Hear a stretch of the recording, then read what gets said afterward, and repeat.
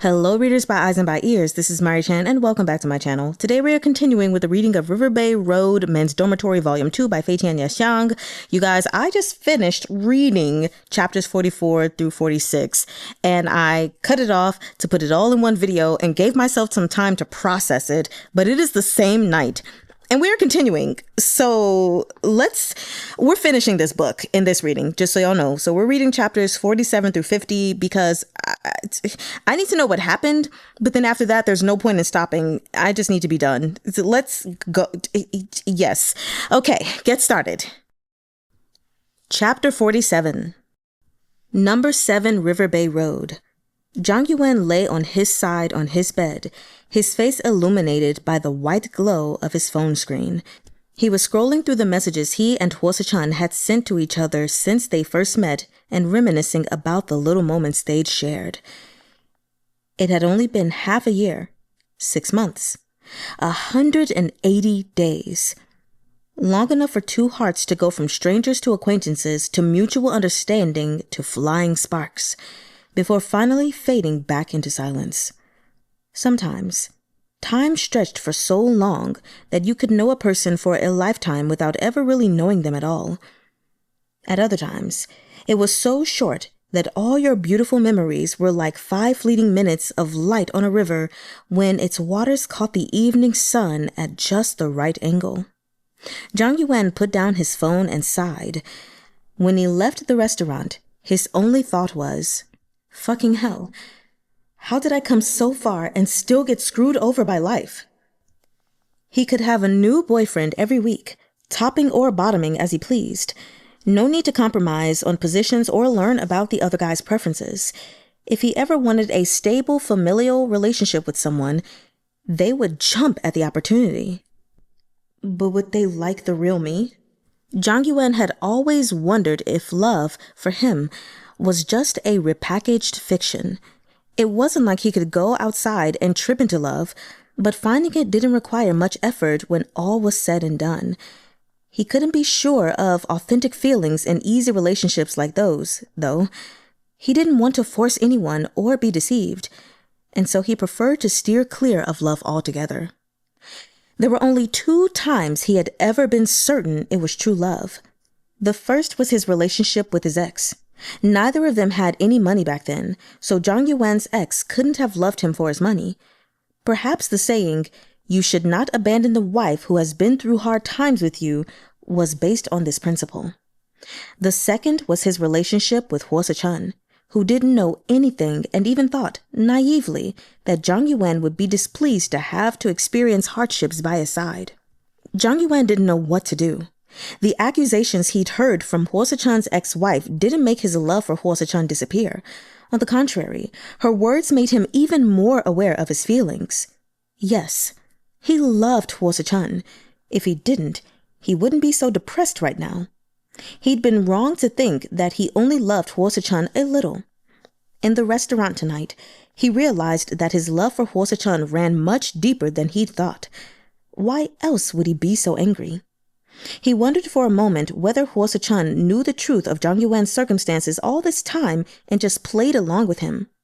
When he thought back on their time together, however, Yue Wen dismissed this possibility. Suh-chun's attitude had always been consistent, and his confidence and demeanor when they were together proved that he didn't know who Yue Wen was. What exactly did she say again? Yue Wen was foggy on the latter half of their conversation. His mind was blank. All he remembered were key concepts, like ex-wife, scam, and debt. You don't remember the rape? Okay. But he didn't think Suh-chun would resort to fraud. Suh-chun had a proper job. Yue Wen had read the chat history of his company's group chat, and he'd even visited the building where Suh-chun worked. He had undeniably been the vice director of his company. Suh-chun had no vices, and his lifestyle was simple. He didn't covet material comforts either. How could he have been in debt? Yue Wen wasn't concerned about the marriage part of it. A person couldn't be stripped of his right to love and to be loved simply because he'd been married before. In his heart, Yue Wen began to defend Suh-chun. People leaned toward the explanations they wanted to believe. Yue Wen, rational though he was no exception. In this respect, he wasn't all that different from Jung Weize with his unrequited love for straight guys. But were Suh-chun's marriage and divorce the key issue? No. The deception was the main thing. Suh-chun had not told him the truth. But haven't I been deceiving him too? Round and round in circles he went, and now he was back at the root of the problem. They'd both been hiding secrets from each other. In fact, they'd admitted as much to each other before. Zhang Yuwen had permitted secrecy as long as it wasn't a matter of principle, like cheating. Anything else, and he wasn't really bothered. This was his philosophy about love. Both people in the relationship were allowed to hold back. Now, Zhang Yuwen was in even more agony than someone in the throes of a complete relationship breakdown. It would have been a lot easier if he could be sure he no longer loved Suh-chun. A few days of gaming and drinking, and he would have been able to forget and move on. That was what had happened with his ex. When they broke up and Zhang Yuwen watched him leave, his love suddenly vanished, and once that halo was gone, his ex was a stranger. Alas, he still loved Suh-chun, which made things harder, and the only solution was to forgive Suh-chun and give him a chance to explain. Maybe, one day, Zhang Yuwen would suddenly stop loving him. When that happened, he could settle scores both old and new and give him a kick out the door. Until that happened, though, Zhang Yuwen couldn't let go. That night, all of Jiangdong was ablaze with lanterns. Lights twinkled on the Liujin riverbanks from Jiangnan to Jiangdong. Their sparkling reflections on the water called to mind a fairy tale palace. Suh-chun arrived, parked his car outside number 7 Riverbay Road, and walked up to the door, where he hesitated like a child sent to stand in the corner as punishment. Meanwhile, Zhang Yuwen's roommates were in Yanjuan's room, talking in hushed, tense tones. Life was often painful, and while Zhang Yuwen suffered on his bed and Suh-chun stewed outside the front door, Yanjuan and the others fretted on the ground floor. "Is he asleep?" Yanjuan asked anxiously. "Nope," Jinxing said. "I checked his door. It's slightly ajar." Chahng nudged Yanjuan. "Go and talk to him." Yanjuan had gotten a general idea of what happened from his roommates, but he couldn't just muster up the courage to go and comfort Zhang Yuwen. "He probably wants to be alone now," he said anxiously. "Just go," Jinxing insisted. "Now's your best chance. Go for it." But Jung Weize was less confident. "I don't think it's a good idea," he said uncertainly. With the experienced Jinxing egging him on, Yanjuan was on the verge of going upstairs to keep Zhang Yuwen company, but Jung Weize's words stopped him in his tracks. His morals kicked back in, and he hesitated again. Chahng thought for a moment. "Just knock on the door and ask." Of Zhang Yuwen's roommates, Jinxing was the most firmly on Team Yanjuan. He witnessed the scene that night at the hot springs when Suh-chun hugged Zhang Yuwen and cried. His intuition as a honey-tongued fuckboy told him that Suh-chun was lying to Zhang Yuwen about something, and today's events had proved him right. He was also less close to Suh-chun than the rest of them and tight with Yanjuan, so he stood firmly on his buddy's side and believed that Yanjuan and Zhang Yuwen were a good match. Jung Weize, on the other hand, was Team Suh-chun. Without Suh-chun's intervention, he would have been beaten to a pulp by that straight guy. At least for the moment, Jung Weize still felt grateful to him. He didn't want to see Suh-chun sent to the guillotine or his relationship with Zhang Yuwen broken off before he ever had a chance to explain himself. And Chahng, he was the most indecisive. Previously, he'd supported Yanjuan, and at one point, he even thought that Yanjuan should try to steal Zhang Yuwen away. He thought Yanjuan was a better match for Zhang Yuwen, and that he and Suh-chun wouldn't last. After the events in the restaurant, though, he found Suh-chun even more pitiable than Yanjuan, and he had some sympathy for his bro. Maybe he was just too much of a bleeding heart. He couldn't help rooting for the underdog, whoever that happened to be. He weighed his friendships with Yanjuan and Suh-chun again. Suh-chun had signed up for a gym membership, lent him a suit jacket for the date, and treated him to a meal twice. However, signing up for a membership was, in essence, just a way to purchase training sessions with Chahng, which was a fair exchange and shouldn't have added points to the friendship meter. Yuwen, on the other hand, had given him advice on love, come up with an operation model for his gym, and treated him to meals, coffee, and barbecue. They'd even shared the same bed. Ding dong! The doorbell chimed. Everyone fell silent. Yuwen, Suh-chun called from the other side of the door. Give me a chance to explain. I'll leave after I'm done. Don't open the door yet, said Jinxing. Yuwen looked conflicted. How can you do that? Jinxing! Weize shot Jinxing a reproachful look. Out of consideration for Yuwen, however, he didn't say anything else. Chahng stayed silent too, still facing a dilemma. Yuwen sighed. The incident at the restaurant, as his roommates had described it, was absurd and outrageous. Yeah, to say the least.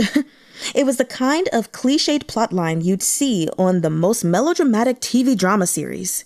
The doorbell rang again. Yuwen still didn't come downstairs to open it. Let Yuwen decide for himself, Jinxing said. The scale in Chahng's heart tipped slowly in Yuwen's favor. If Yuwen is willing to hear him out, he'll go and open the door himself, he said.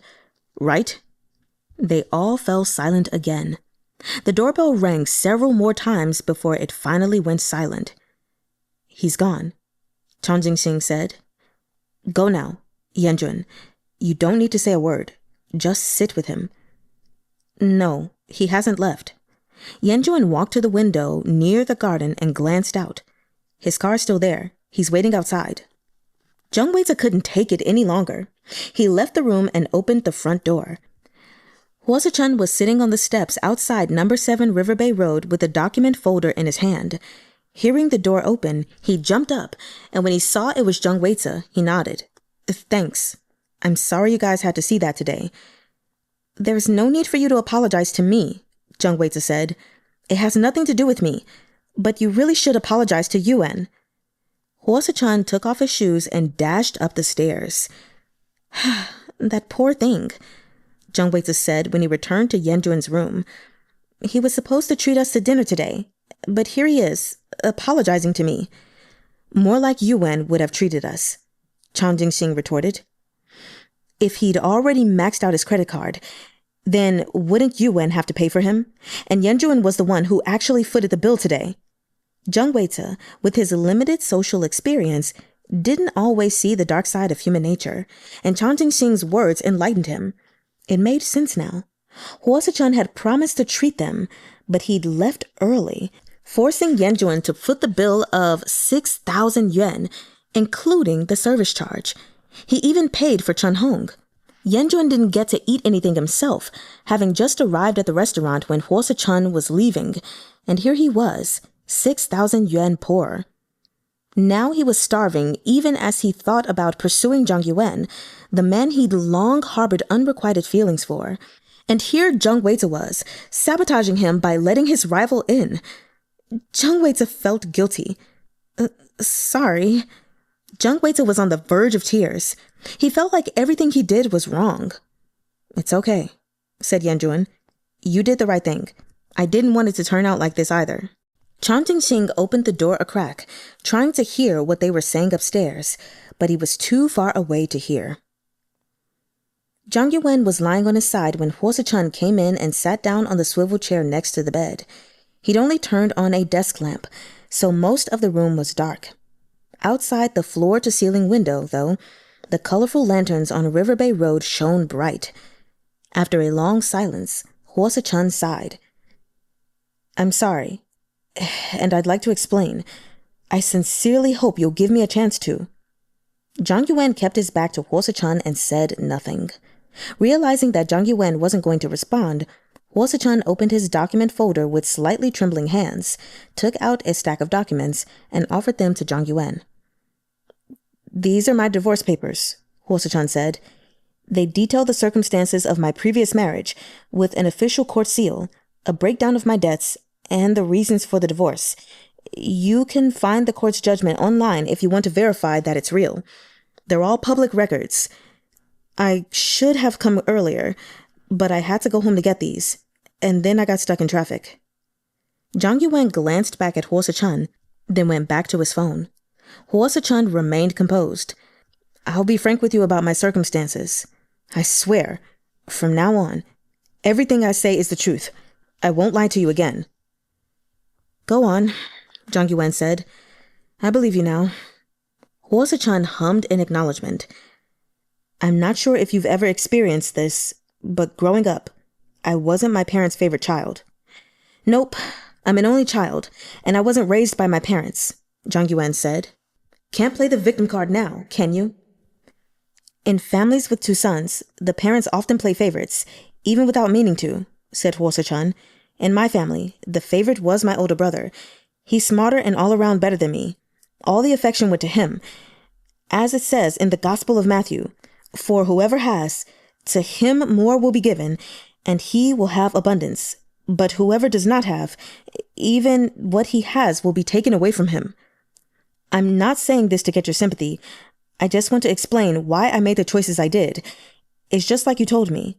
When you're writing a novel, the character's past, background, and experiences all influence their decisions during significant events. My brother's name is Suh-chun. He got into Pennsylvania State University, and I did my undergraduate studies in California. My parents wanted me to work on Wall Street, but I couldn't. I wasn't as exceptional as my brother, so I decided to come back and develop my career here. I did my graduate studies in Jiangdong, and during a class reunion in my second year of grad school, I decided to partner with Wu Peifeng, my classmate from elementary school, to start a foreign trade company using his family's resources. Suh-chun paused, and Zhang Yuwen said, I'm listening. I hold some shares in the company.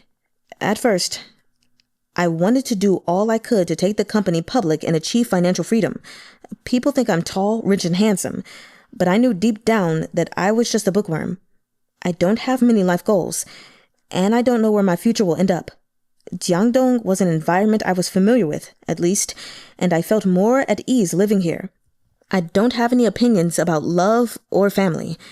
In junior high and high school, the girls I liked were all Chinese, tomboyish, lively, and open-minded. It never occurred to me that I might one day like another guy. Those relationships were also very short-lived. Since I was entering a new phase of my life, I took on a new identity.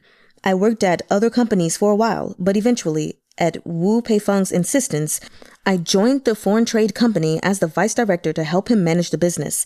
Our relationship wasn't smooth, but we managed to stumble forward. He thought we could even be on closer terms, so he introduced me to a girlfriend, Jia, who you met earlier. I see, Zhang Yuwen said. When she first came into my life, she did bring me lots of tenderness and happiness.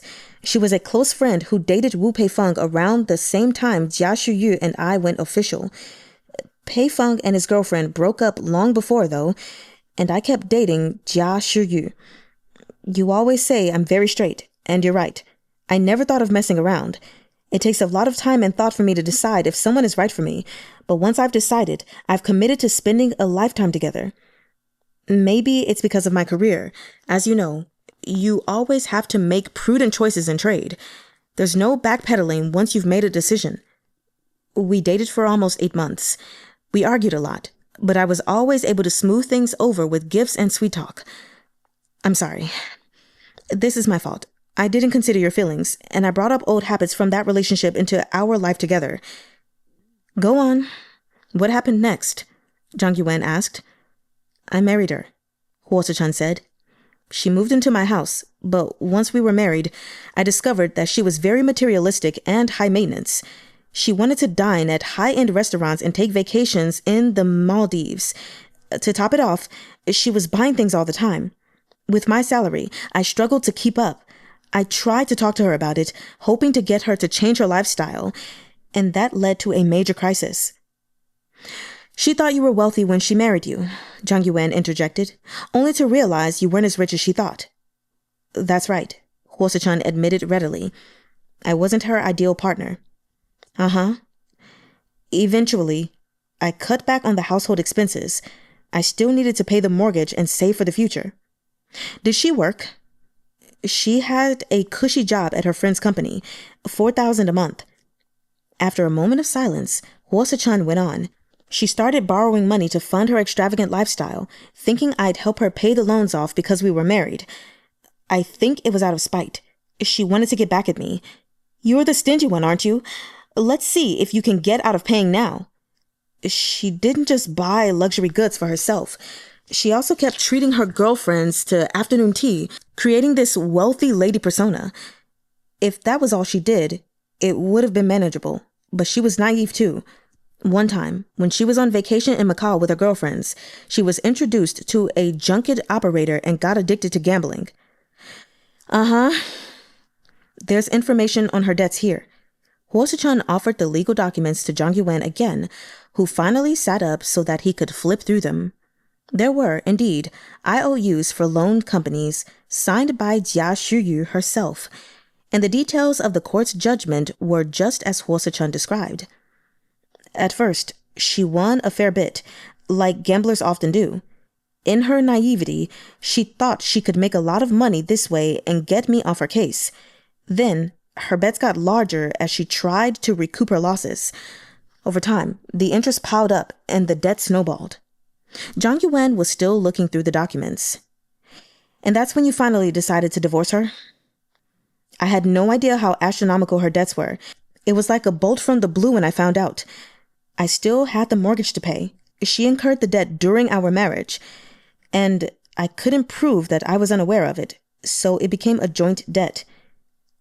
You only need to pay half of it back, Zhang Yuwen said dispassionately. So you're not at the end of your rope yet. Yep, Suh-chun said. I thought about shirking responsibility. Why should I pay her debts? What does any of that have to do with me? I've been under immense pressure, having to pay off a debt that isn't mine. And on top of that, I have to pay her $3,000 a month in alimony until she finds a job. It really feels like a raw deal. But complaints aside, you still started paying it off. Yeah. If the company had gone public without a hitch, I would have had a chance to turn things around. But when the economy started to decline, the company's business deteriorated. One time, when Wu Peifeng and I were chatting over drinks, he got drunk and accidentally blurted out the truth. When he introduced Jia Shuyu to me, he knew that we wouldn't last, because she and her friends were hedonists who went around searching for rich guys to sponge off of. Plenty of men in the elite circle had been their victims before. I asked Wu Peifeng why he didn't tell me earlier, and he looked remorseful. He said he didn't expect Jia Shuyu to borrow from loan sharks. He assumed she just wanted creature comforts and that, with my salary, I could afford it. He thought he could keep me bound to the company by playing matchmaker. Because of this, a rift formed between us that eventually grew into a chasm.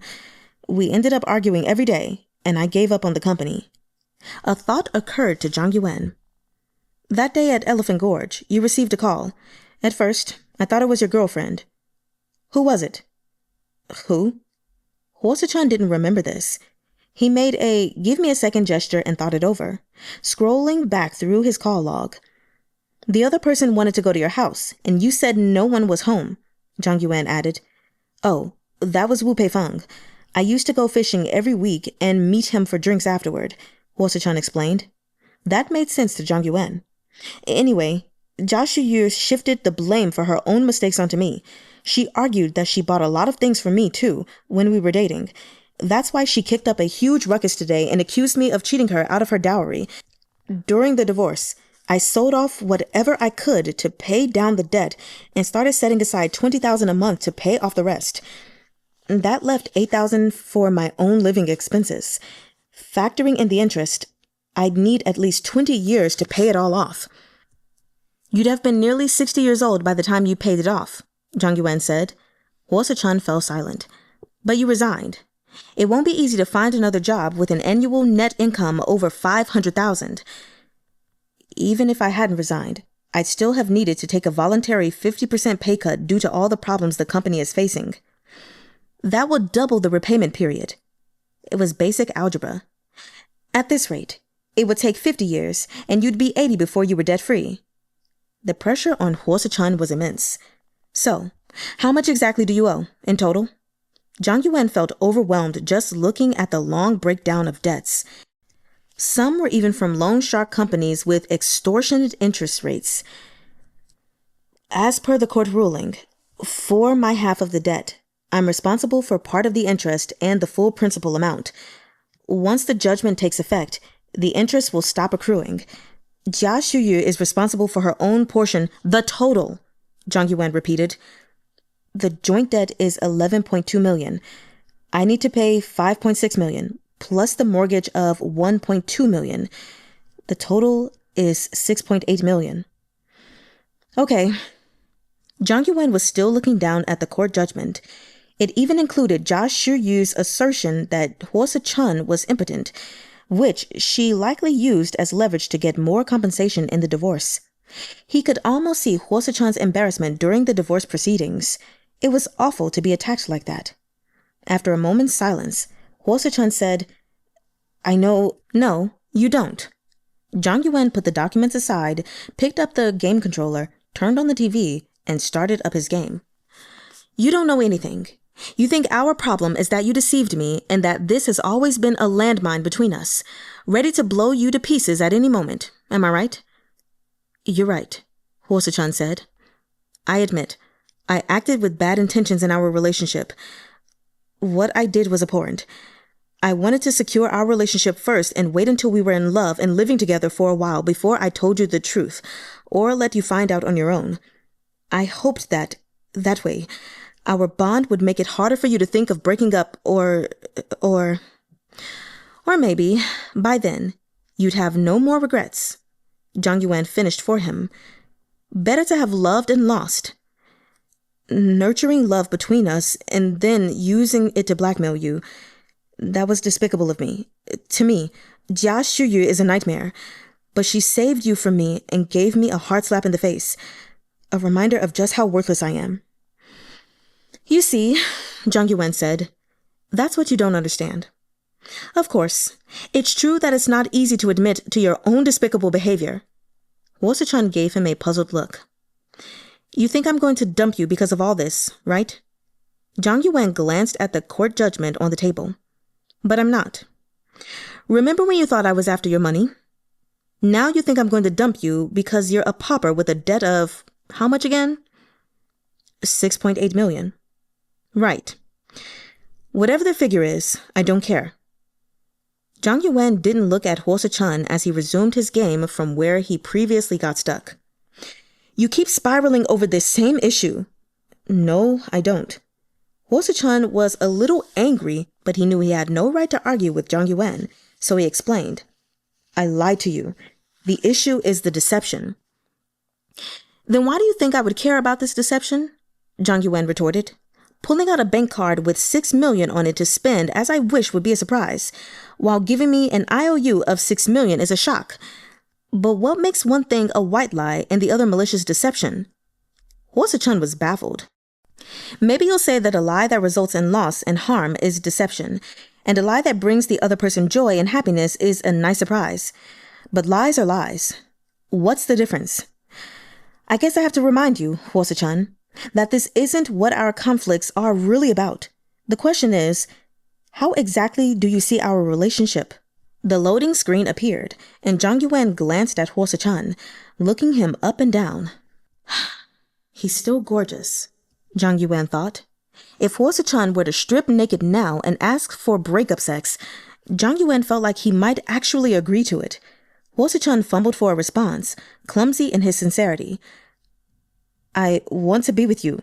Hear your opinions. No. No. The game loaded, and Zhang Yuwen's attention returned to the screen. All this time we've been together, you've always seen me as some kind of male woman. Suh-chun shut his mouth. That's right. A woman, Zhang Yuwen went on. That's how you see your other half in marriage. When I say woman, I'm not talking about gender, but social and functional roles in life. You see yourself as the man and your other half as the woman.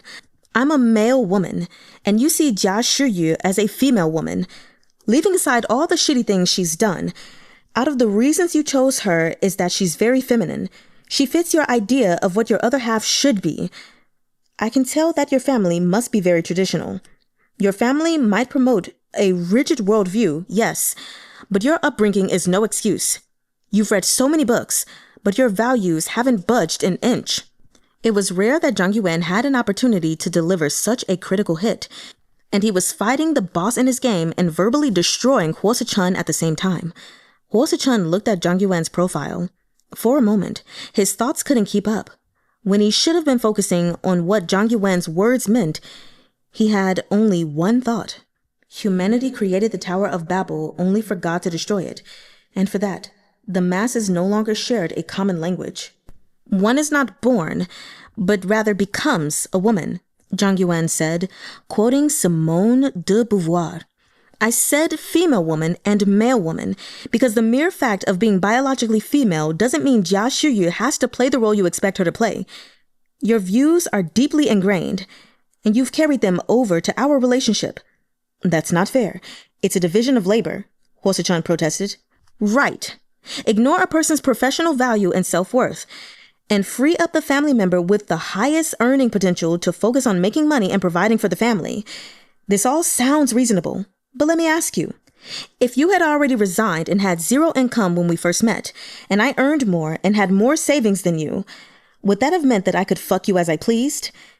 You can fuck me as you please. I want to be fucked by you. Does that satisfy you? Are you telling the truth? Or are you just saying what you think I want to hear? Yue Wen asked. Suh-chun had, after all, promised to tell the truth about what he truly thought. Honestly speaking, no, I don't want it, Suh-chun admitted. But I'm willing to try whatever makes you happy. Huh. See? You're still stuck in the same mindset. You'll get fucked to make your wife happy. It's how you show that you dote on your wife. It seemed like Suh-chun was starting to understand, but he still wasn't entirely there. That's the mentality of a prideful top. Your value is high and mine is low. So, you're the man and I'm the woman, regardless of my actual gender. You could do the housework, cook, and take care of the family, but always as a man. Even if you have no income, it's only temporary, like Ang Lee and Jane Lean. But by your own logic, you should now voluntarily and willingly become the woman in our relationship. That's it. That's all I have to say. Suh-chun sat in silence as Yue Wen fought a fierce battle against the boss in the game. After a while, Suh-chun looked at the screen. Need help? Thanks, but I'm good. You can't adjust the difficulty in this game. All you can do is hone your skills by challenging it again and again. I had to reload my save a lot of times before I was able to get past it. Yue Wen didn't reply, and Suh-chun continued. Sometimes I think it would be awesome if life had save files too. But it doesn't. I can't go back and avoid all the bad choices I made. One small mistake can have a domino effect that leads to total ruin. I don't like save scumming, said Yue Wen. When I play PC games, I always use cheats, like money hacks and stats mods, and hack and slash my way through. But there's no way to use cheats on console games. You can't use cheats in life either. They both fell silent. I don't have any expectations here, Suh-chun said at last. I know you're utterly disappointed in me. Thank you for giving me a chance to explain. Yue Wen still didn't respond. I'll leave the document folder here, Suh-chun said earnestly, and Yue Wen didn't look at him. Please leave my bank card in the folder. Maybe you still want to look through it, or maybe you're not interested anymore. But in any case, when you're done, you can leave it on the table. I'll come pick it up in a few days. I'll give you a heads up first. Suh-chun seemed certain that Yue Wen didn't want to see him ever again, and that giving Suh-chun this opportunity to explain himself had been an act of great mercy. He waited for a while, but Yue Wen was still locked in a fierce battle with the boss and didn't reply to him. Well, then, Suh-chun stood up. Thanks again, Yuwen. I wish you happiness always. Don't block the TV! Yue Wen snapped impatiently. Suh-chun fell silent for another few seconds, then turned and left Yue Wen's bedroom. He went down the stairs, put on his shoes, opened the door, and left. As the door swung shut behind him, the roommates finally reached a consensus. Go for it. They broke up, Jinxing said. They definitely did. Otherwise, he wouldn't have left. It's weird to confess right after they broke up, Yuwen protested. Go, even if you're not confessing. Chahng pushed Yuwen, eager to get him to stop hesitating. Yuwen took a deep breath and anxiously tried to fix his hair in the mirror. WAY-dzuh said, Stop combing your hair already. Yue Wen flopped down on the bed. After a tough struggle, he was mercilessly KO'd by the boss. In the past, he would have angrily activated a cheat engine to boost the protagonist's combat power to 9,999,999 and OHKO the boss right back and let it have a taste of his despair. Unfortunately, he couldn't do that on console games. You can't use cheats in real life, Suh-chun had said, but Yue Wen could. Suh-chun! Yue Wen hollered, in a terribly bad mood. But Suh-chun was already gone.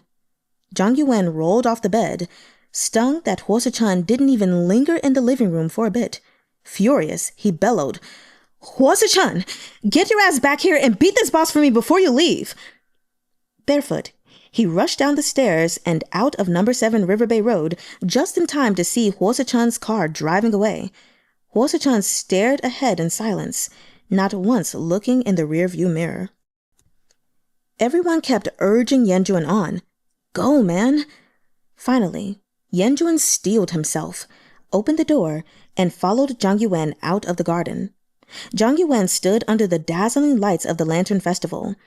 The lights in Jiangnan were like a mirage, forming a kaleidoscope of colors, making the long, endless night look like a dreamscape. Suh-chun was gone, leaving him to face this grand but elusive dream alone. Yuwen, Yuwen called out in a small voice.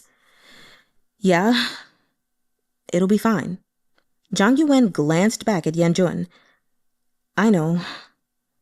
Yuwen's hand was trembling. He wanted to hug Yue Wen, but he didn't have the courage. There are still plenty of fish in the sea. It was all Yuwen could think to say. You'll meet someone better.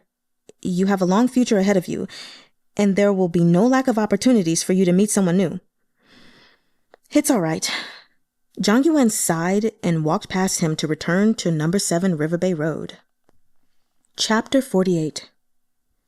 Suh-chun drove down the brightly lit riverside road. The night lights from both banks shone upon his soul, making everything all seem like a long dream. Not wanting to return to his cold, cheerless home, he stopped outside Riverbay Park and walked toward the public square along the river. Wearily, he sat on a bench, rubbed the middle of his forehead with his fingers, and looked around. Couples were out in full force, celebrating the festival and admiring the lanterns. They strolled around in pairs and bathed in the glow of the lanterns, gazing up at the crisscrossing arrays of lights with stars in their eyes, as if the lanterns promised a dreamy future. A full moon hung in the night sky, casting a silvery glow over the earth. He'd seen the same moon countless times, but tonight it seemed unreal, just like everything that had happened to him. How did I end up like this? Suh-chun gazed over the waters of the Liujin River. He regretted so many of his choices. From the moment he returned to China, every decision he'd made was wrong. It started that night in grad school when he picked up Wu Pei-feng's call, and he had been veering down a path of no return ever since. He remembered the time when several of his elementary school classmates, slogging their way through life in Jiangdong, had found out he was back in town. They invited him along to a gathering they'd planned. Suh-chun couldn't even remember their names, and during the gathering, he had an absurd thought. Are these really my elementary school classmates? What if they aren't? He had to just go along with it and assume they were. Anyway, they had a great time catching up that night, and that was when Suh-chun realized he was a lonely person. Abroad, he'd avoided parties and other get-togethers. He considered them a boring waste of time. Now that he was back in Jiangdong, though, he discovered that he liked these kinds of gatherings. They seemed a lot more interesting than he had given them credit for. Afterward, he kept frequent contact with Wu Peifeng, who was in the process of setting up a foreign trade company and needed Suh-chun's professional advice. They grew close, rekindling the friendship they had forgotten for nearly 20 years. Suh-chun graduated and found an easy, well-paying job at his professor's recommendation, which allowed him to save for the down payments on his first apartment and car. But some people get restless when life goes too smoothly, and Suh-chun felt a certain itch. He needed more challenges and possibilities in his life. The next time Wu Peifeng invited him to join his company, Suh-chun accepted. At the time, they were both brilliant talents whose futures held infinite promise. The company was a custom-made stage for Suh-chun to showcase his talents. When tiny seeds of conflict began to sprout in his interactions with Wu Peifeng, Suh-chun chose to turn a blind eye. His parents were intellectuals, not business people, so they never instilled in him that it was unwise to go into business with friends. Their company was like a tree that Wu Peifeng had planted and Suh-chun watered. They had high hopes for it, and they believed that, if they worked hard enough, it would one day go public and grant them the glory they deserved in the secondary market. Then, things began to spiral out of Suh-chun's control. Trivial matters started weighing him down, and he was exhausted from constantly scrambling to clean up other people's messes. Meanwhile, Wu Peifeng blew hot and cold. Sometimes he was a hands-off boss, but when his anxiety kicked in, he wanted to strangle every employee in the company. Fortunately, Suh-chun was tenacious, and getting through grad school had given him a thick skin. At least in theory, nothing could scare him off. He developed the company single-handedly, training key personnel, drawing up developmental plans, and taking charge of both external and internal affairs, all of which kept him awfully busy. Wu Peifeng gradually came to realize that Suh-chun was an invaluable asset, and compensating him for his contributions with shares, IPO, and empty promises wasn't going to be enough. Up to that point, Suh-chun had been working away without complaint, but Wu Peifeng knew there would come a day when Suh-chun realized he deserved better. When Wu Peifeng introduced Suh-chun to Jia Shiyu, he expected their relationship to remain a casual one, like a senior management perk. He didn't realize that, despite years of exposure to foreign culture, Suh-chun was more conservative at heart than most people. After Suh-chun and Jia Shiyu had been dating for a while, Suh-chun began thinking about marriage. Suh-chun had virtually zero experience with dating, and his understanding of marriage came from his family. His parents were intellectuals who knew their places at home and didn't engage in any passionate displays of affection. Instead, they stressed self-discipline and propriety. This was how most of the Chinese diaspora lived. Suh-chun's older brother married an Asian woman he met in college, and all Suh-chun's classmates thought he was a nerd.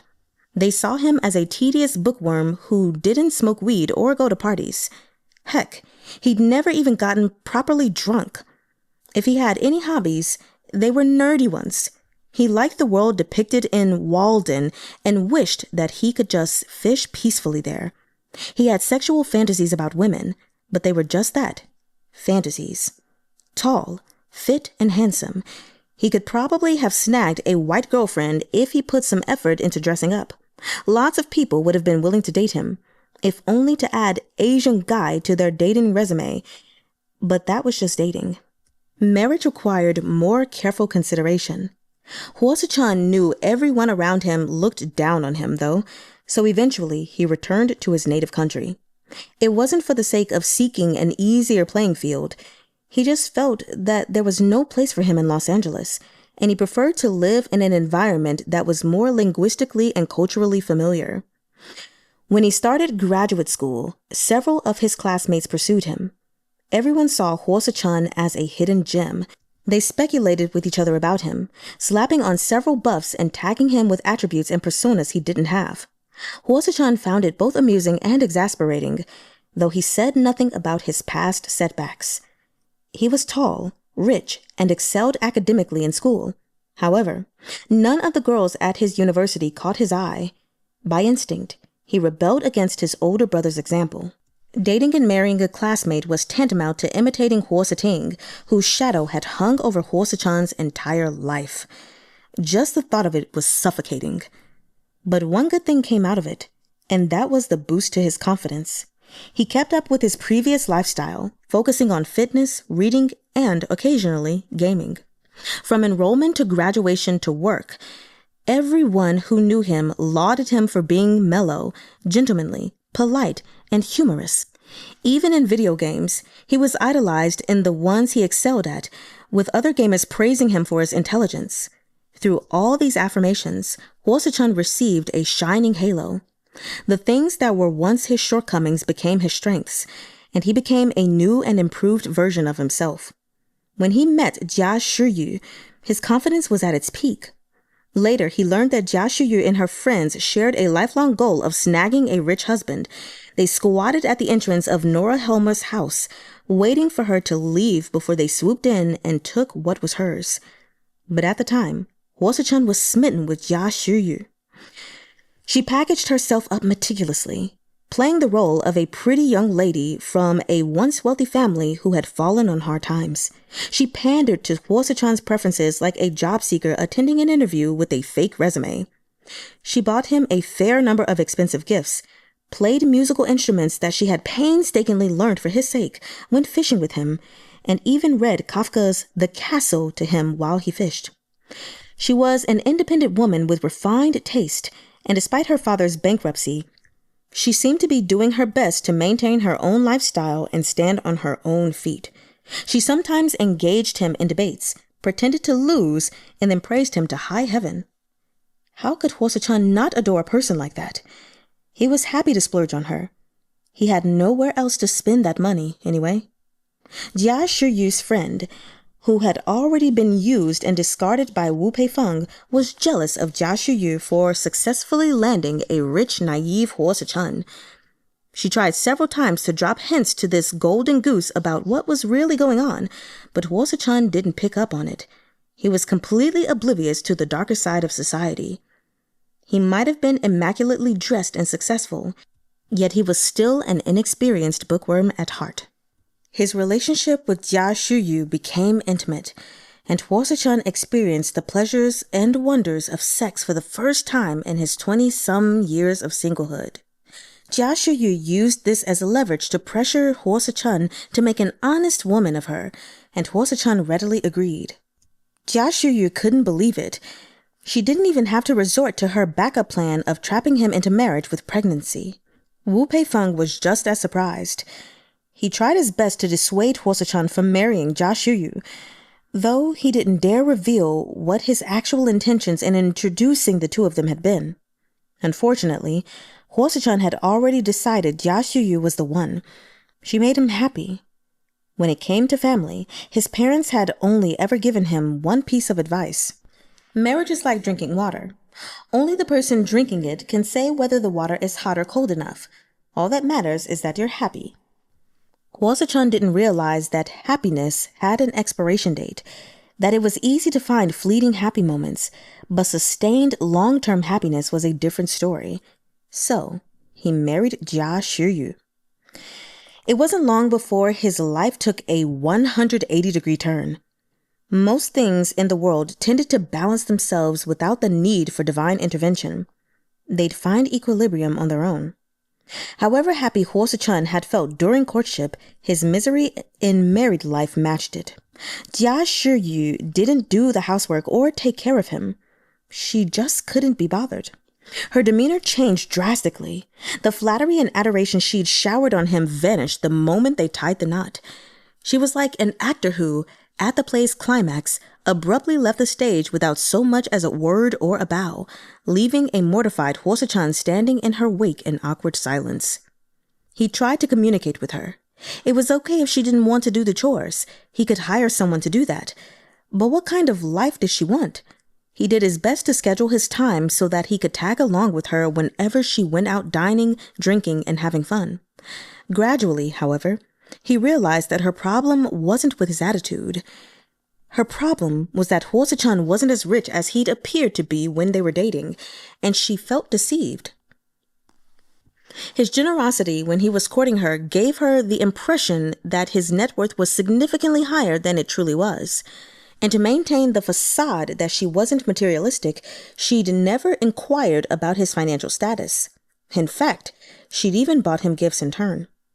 At first, Suh-chun found her spending habits charming. He paid off the credit cards she'd racked up before marriage and reminded her to save a little more. He also gave her a supplementary card with a monthly allowance of 20,000 yuan and budgeted 4,000 or 5,000 for himself for social expenses. Not only that, but he even arranged a cushy job for her at a client's company so that she could save some money for his future children. When she'd received the card, she was thunderstruck by Suh-chun's poverty. His annual income was a mere 500,000 to 600,000 yuan. She'd completely misjudged him. Of course, she realized how unseemly it would be to make a scene, and she didn't want to risk losing her monthly 20,000, so she resigned herself to riding this diligent donkey of a husband while she returned to her hunt for a rich, handsome stallion. Unfortunately, she was a married woman, and her girlfriends always announced that fact to remove her from the competition. Divorcing and remarrying at this point would also result in a steep decline in the quality of potential rich husband candidates. Marriage was like the life count in a video game, where resurrection came with a brief period of vulnerability. During this cool-down period, Jia had no choice but to endure married life with Suh-chun, despite her disdain for him. She refused to take this lying down, though, and her attitude toward Suh-chun quickly grew cruel. She nitpicked and found fault with everything he did. Gaming at home after changing out of his suit? He was being unambitious. If he had the time to read a book, he might as well work overtime. She refused to have sex with him, too, claiming that he hurt her, even that he traumatized her. Suh-chun went from treading on eggshells around her to going flaccid the moment she frowned. Jia was relieved when Suh-chun developed erectile dysfunction because it gave her a new excuse to scorn him. It was also the perfect excuse to file for a divorce so she could find a new husband while she was still young and pretty.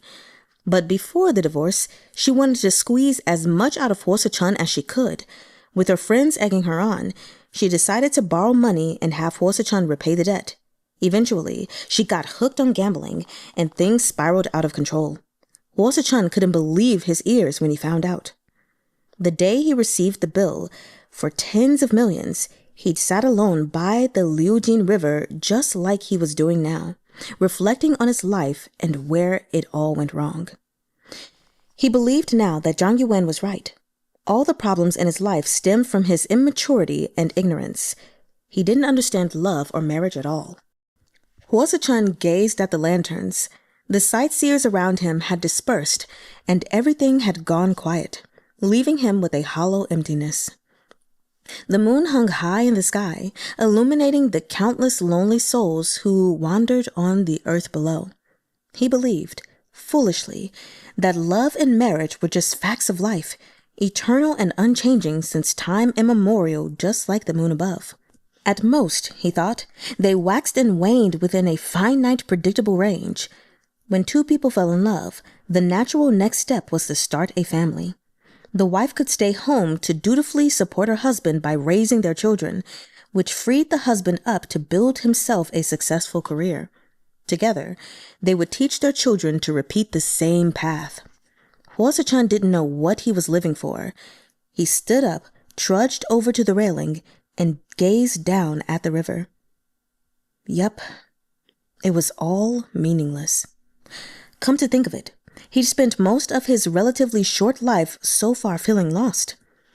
Over his studies in the U.S., his career after he returned to China, and his marriage after he tied the knot, he always wondered what the point of life was, but countless philosophers before him had pondered the same question with no success.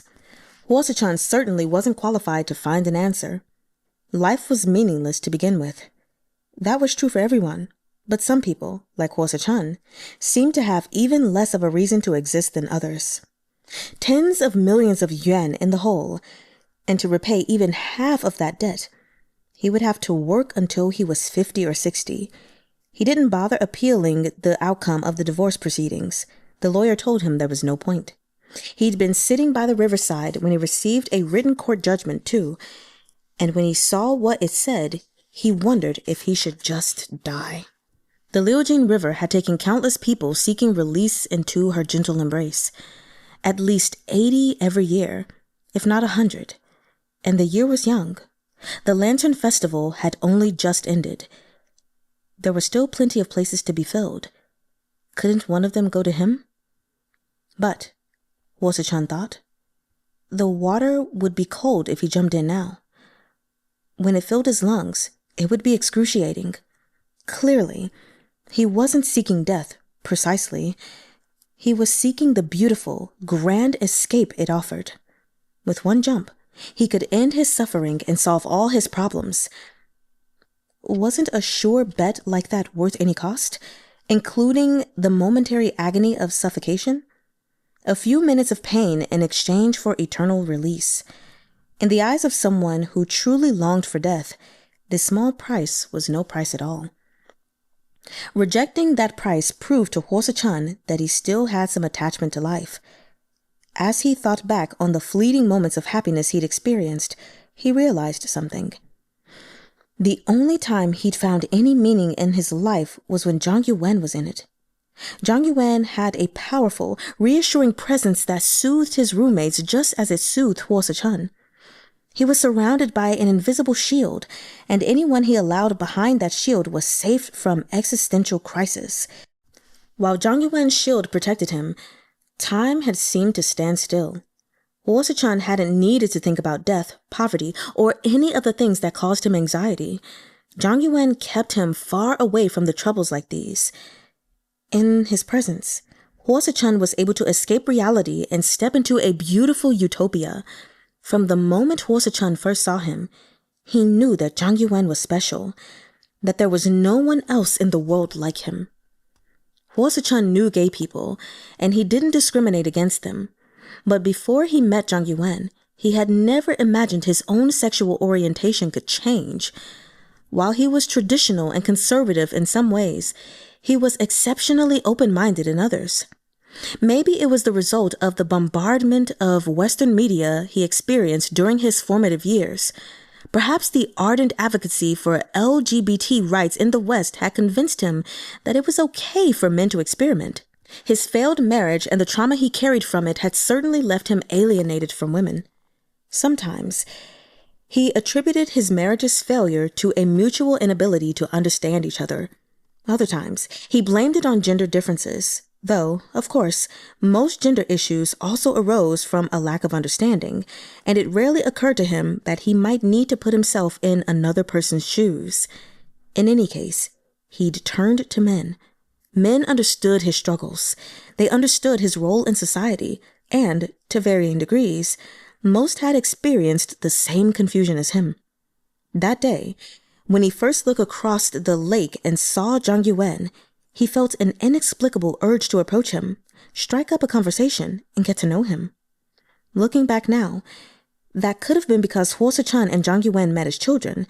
Those memories buried in his subconscious might have compelled him to approach Yue Wen. But Yue Wen protected him during the laser tag game, and Suh-chun, rifle in hand, heart pounding, and hiding behind cover, turned to see Yue Wen hoisting his sniper rifle. When Yue Wen scanned the area from his vantage point, his focused expression captivated Suh-chun utterly. In that moment, Suh-chun felt like a child who needed someone to protect him. Sometimes he thought that all he needed was a few minutes of protection in the long grind of his life, a reprieve to allow his depleted health bar to fill back up. Then he could reemerge and face the challenges life threw his way that had left him battered and bruised. He had a hunch that Chahng and his friends were gay, so he figured that Yue Wen probably was too.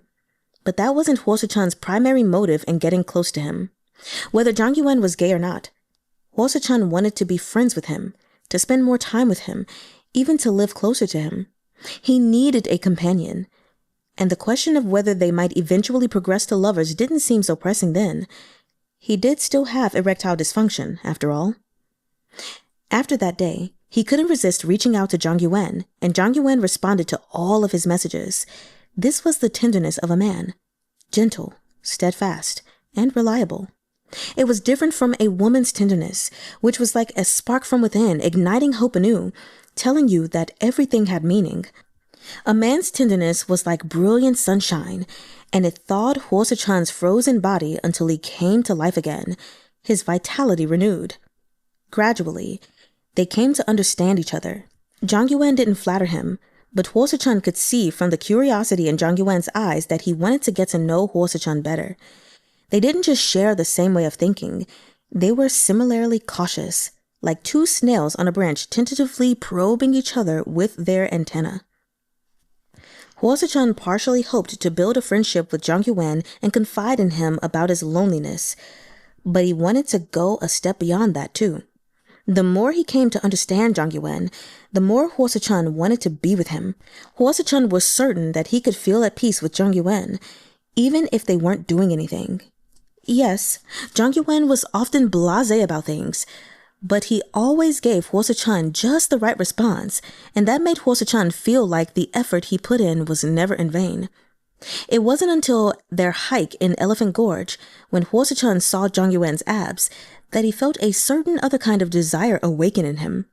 Before that, he had treated Zhang Yuwen as a friend and, he hoped, an eventual confidant, someone with whom he could share a bed, travel, or lounge around on the sofa on weekends, gaming. The idea that he could bear not only his heart to his friend, but also his body, that he could make passionate love to him, ignited a forbidden flame in Suh-chun. The blaze intensified, even without any stoking it, until it burned so hot it disoriented him. And that night, he discovered that his erectile dysfunction had been cured. At first, he panicked, not knowing how to approach his developing relationship with Zhang Yuwen. He even started to avoid Zhang Yuwen, but before long, he came to his senses. Composed and cautious, he reflected again on his life, and this time, he realized that there was no reason he couldn't date a gay man. His family had never been able to stop him from doing what he wanted. His parents would have a lot to say about his choice, but they would come to terms with it once all was said and done. And Suh-chun could even take Zhang Yuwen abroad and marry him. Standing by the river, Suh-chun realized that Zhang Yuwen was right. He had been acting like a blind chauvinist. No, scratch that. He was a blind chauvinist. When he fell for someone, he started to plan out their lives together before he even stopped to consider whether the other person would want to marry him. He was a fool in love, an idiot who wasn't sure of anything other than that his love came from the heart. He was drawn to Zhang Yuwen, and he understood that he was fond of him. For the first time in many years, Suh-chun truly understood. He had fallen in love. He wasn't a machine fueled by hormones or fleeting lust, programmed by his mortal flesh to pursue well-meaning missions. He had fallen in love with another person as a free soul. When he realized he had feelings for Zhang Yuwen, Suh-chun had Chahng help him play a joke so that he could break down the barrier between him and Zhang Yuwen and make his feelings known. He pursued Zhang Yuwen, but his failed marriage still had a hold on him, and, without meaning to, he avoided coming clean to Zhang Yuwen about his life. Suh-chun clung to two unrealistic fantasies. First, he hoped that if their relationship was strong enough, it could withstand the truth coming out, that even if he was angry at first, Zhang Yuwen would get over it because he couldn't bear to leave Suh-chun. This thought was so despicable that Suh-chun refused to let himself dwell on it. In his second fantasy, he dreamed of working harder and miraculously taking the company public. If that happened, he could free himself of his financial shackles entirely. He repackaged these two thoughts repeatedly, tossing them around from one mental box to another. Sometimes he put them together and stuffed them somewhere they wouldn't be found, then tossed the whole thing under the bed while he progressed toward a new alluring life. Zhang Yuwen had changed him. His life was so rich that it forced Suh-chun to realize there was more to life than working and earning money. There were so many things to look forward to that had nothing to do with money. Even if all they were doing was having a meal together, they could banter and laugh. Zhang Yuwen seemed to have no worries at all, a monthly salary of 6,000, but he knew how to be content with that. Insulated from all anxieties, he believed everything would work out in the end. If all working people lived like Sisyphus, then he was a Sisyphus who took it easy, letting go of the boulder midway up the mountain to find a spot to bask in the sun. He had a fatal pull over Suh-chun. He listened to everyone's opinions, and when he disagreed with Suh-chun on something, a sly look appeared in his eyes. He understood Suh-chun's bad jokes and, even better, twisted them around to deliver punchlines that took Suh-chun by surprise. They grew closer and closer, developing their rapport and deepening their bond. When Suh-chun said, "You don't love me as much as I love you," he was touched by Zhang Yuwen's response, and his spirits soared when they finally made love at the hotel. The long overdue orgasm made up for all those years he spent without true love, and he was so dizzy with unexpected joy, his mind went blank. All he wanted was to give Zhang Yuwen everything he had, to please him and make him happy however he could. In bed, he worked hard to find Zhang Yuwen's sensitive spots, and Zhang Yuwen's responses thrilled him. He got hooked on the pleasure of sex, and his capacity for rational thought flew out the window. All he could think about was making love to Zhang Yuwen. During those times, he didn't want to leave Zhang Yuwen's side for even a second. He wanted to tell Zhang Yuwen over and over just how much he loved him. Why had it taken Zhang Yuwen so long to find him again as an adult after the promise they made when they were kids? Did he know how much Suh-chun had endured while he was waiting for him? Theirs was a slow-burn romance, even though Suh-chun fell in love with Zhang Yuwen at first sight, and Suh-chun enjoyed the burn. This, he realized, was what love was.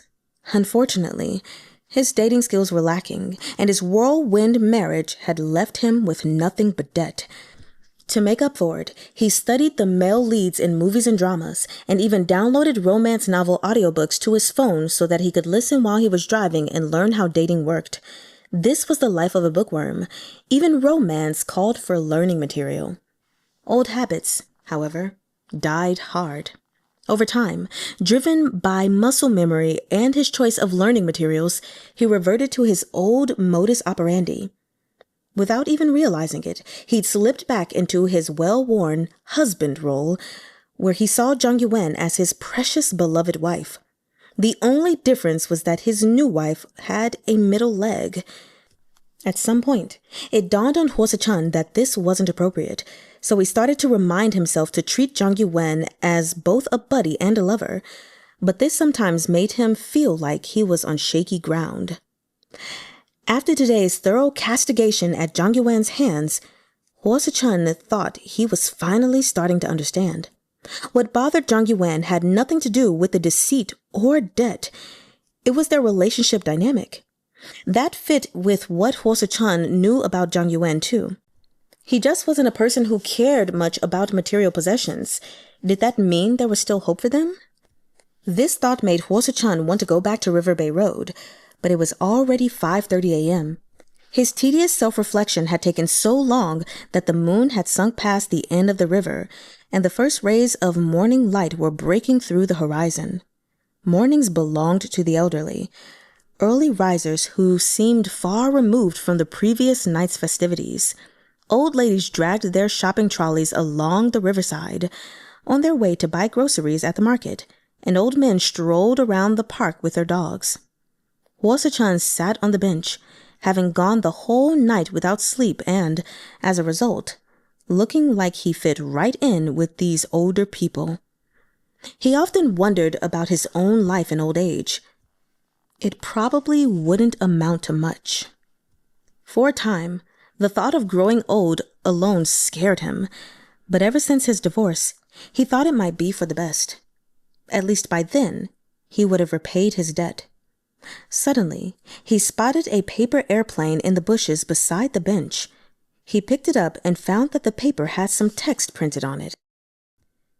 Yuan abandoned everything he once had, lover, family, wealth, and came to this place alone, hoping to recapture long-lost feelings and gain possession of himself once more. But what awaited him was an endless sea of wolves that pounced from the horizon and devoured the night's last glimmer of starlight. In the wilderness, surrounded by wolves, he set the grass beneath him ablaze. The flame would consume him, and by the time the sun rose, he would be nothing but ash. If he were unlucky, he wouldn't even get to see the dawn of a new day. It was all worth it, though.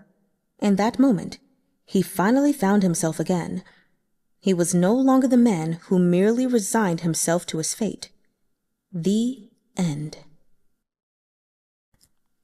I'm also a man who just accepts whatever life throws at me, Suh-chun thought. Watching the sun rise and spread its light across the Liujin River, he sighed. Then he got up, went to his car, and drove it to the designated chop shop for handover and inspection. The proceeds would be enough to offset a year's worth of loan repayments, and the creditor had promised not to bother him again for a year after the sale. Before last night, Suh-chun had planned to trade his car for a year of breathing room, which he intended to use for wholeheartedly loving both Zhang Yuwen and himself before he started afresh. That plan had gone up in smoke, but he had already quit his job. He still had to pawn his car. From this moment on, he'd have to walk life's many paths on his own. He wandered around aimlessly, like an empty shell devoid of its soul, and somehow he ended up back on Riverbay Road. Chapter 49. Zhang Yuwen was still asleep. First, he dreamed he was fighting with Suh-chun, and money was scattering all over the ground. Then, he dreamed that Jia Shuyu was crying at him about Suh-chun, that heartless cad. The crying lingered in his ears, and Zhang Yuwen kept saying, "Stop crying," but she just wouldn't listen. Meanwhile, Suh-chun was off to the side, anxiously calling, "Yuwen! Yuwen!" Irritated, Zhang Yuwen sat up with a shout, "Yuwen!" Jinxing was in his bedroom, still dressed in his pajamas. "Can you get up? What time did you go to bed last night?" The crying was still there. It was coming from the living room, but the voice sounded older than Jia Shiyu's, and it was breaking up with hysterical sobs. Zhang Yuwen startled fully awake. "What's wrong?" "Yuwen's mama's here. I don't know how she found this place. There's someone else with her." The gravity of the situation was immediately clear to Zhang Yuwen. This was Yuwen's worst fear. He jumped out of bed, threw on some clothes, and ran to the living room. Chahng and Jung WAY-dzuh were already awake, too, and everyone was in the living room, comforting an old woman with gray hair.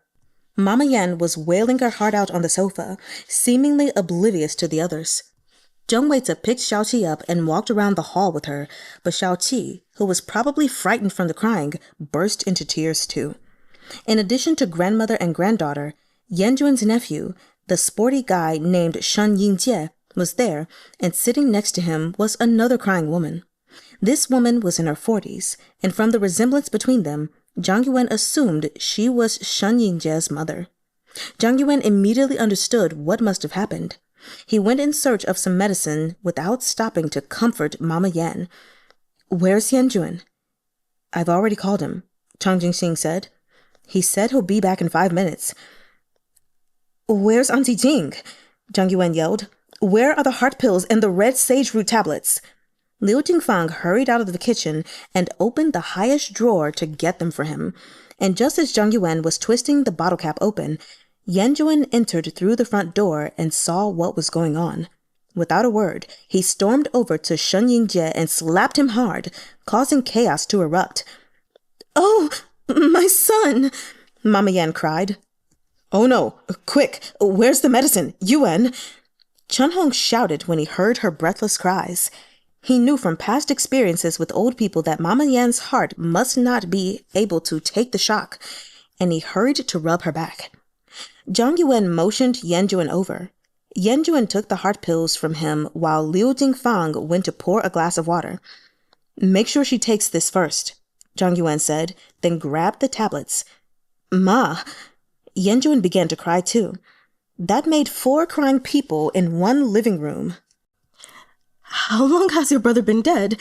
Why didn't you say anything? Mama Yan wailed. Oh, heavens! How could this happen? My son!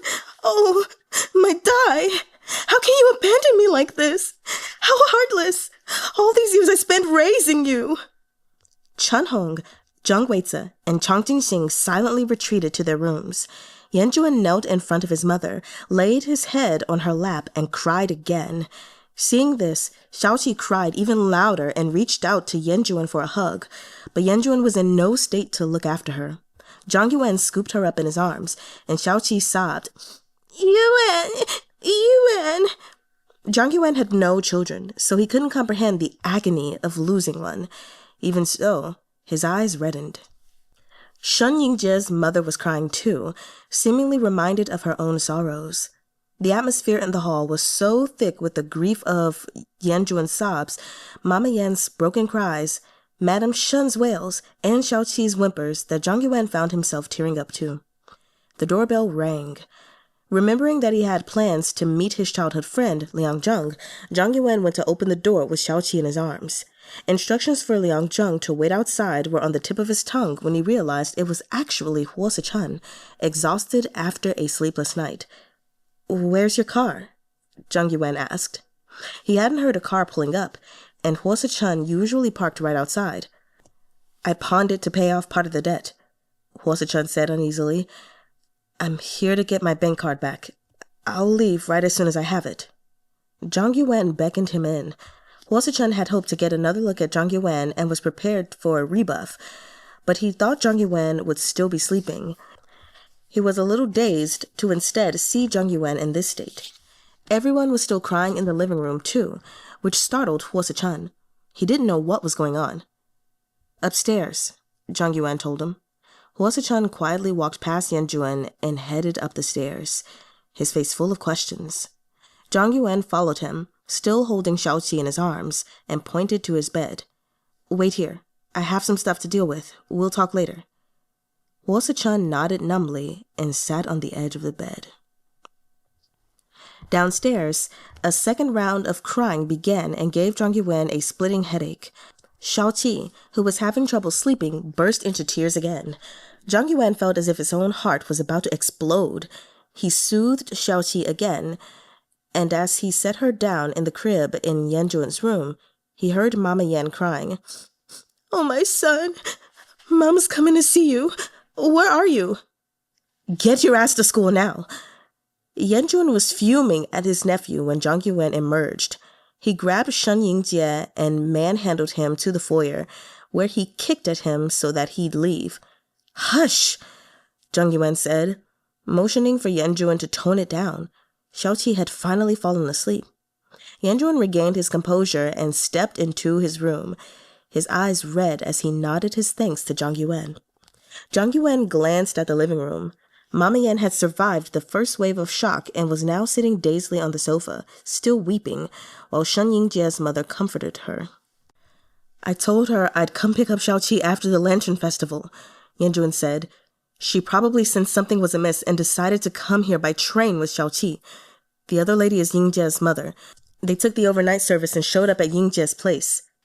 I get it now, Zhang Yuwen whispered. So your nephew brought them here. You can't blame him. He had no choice.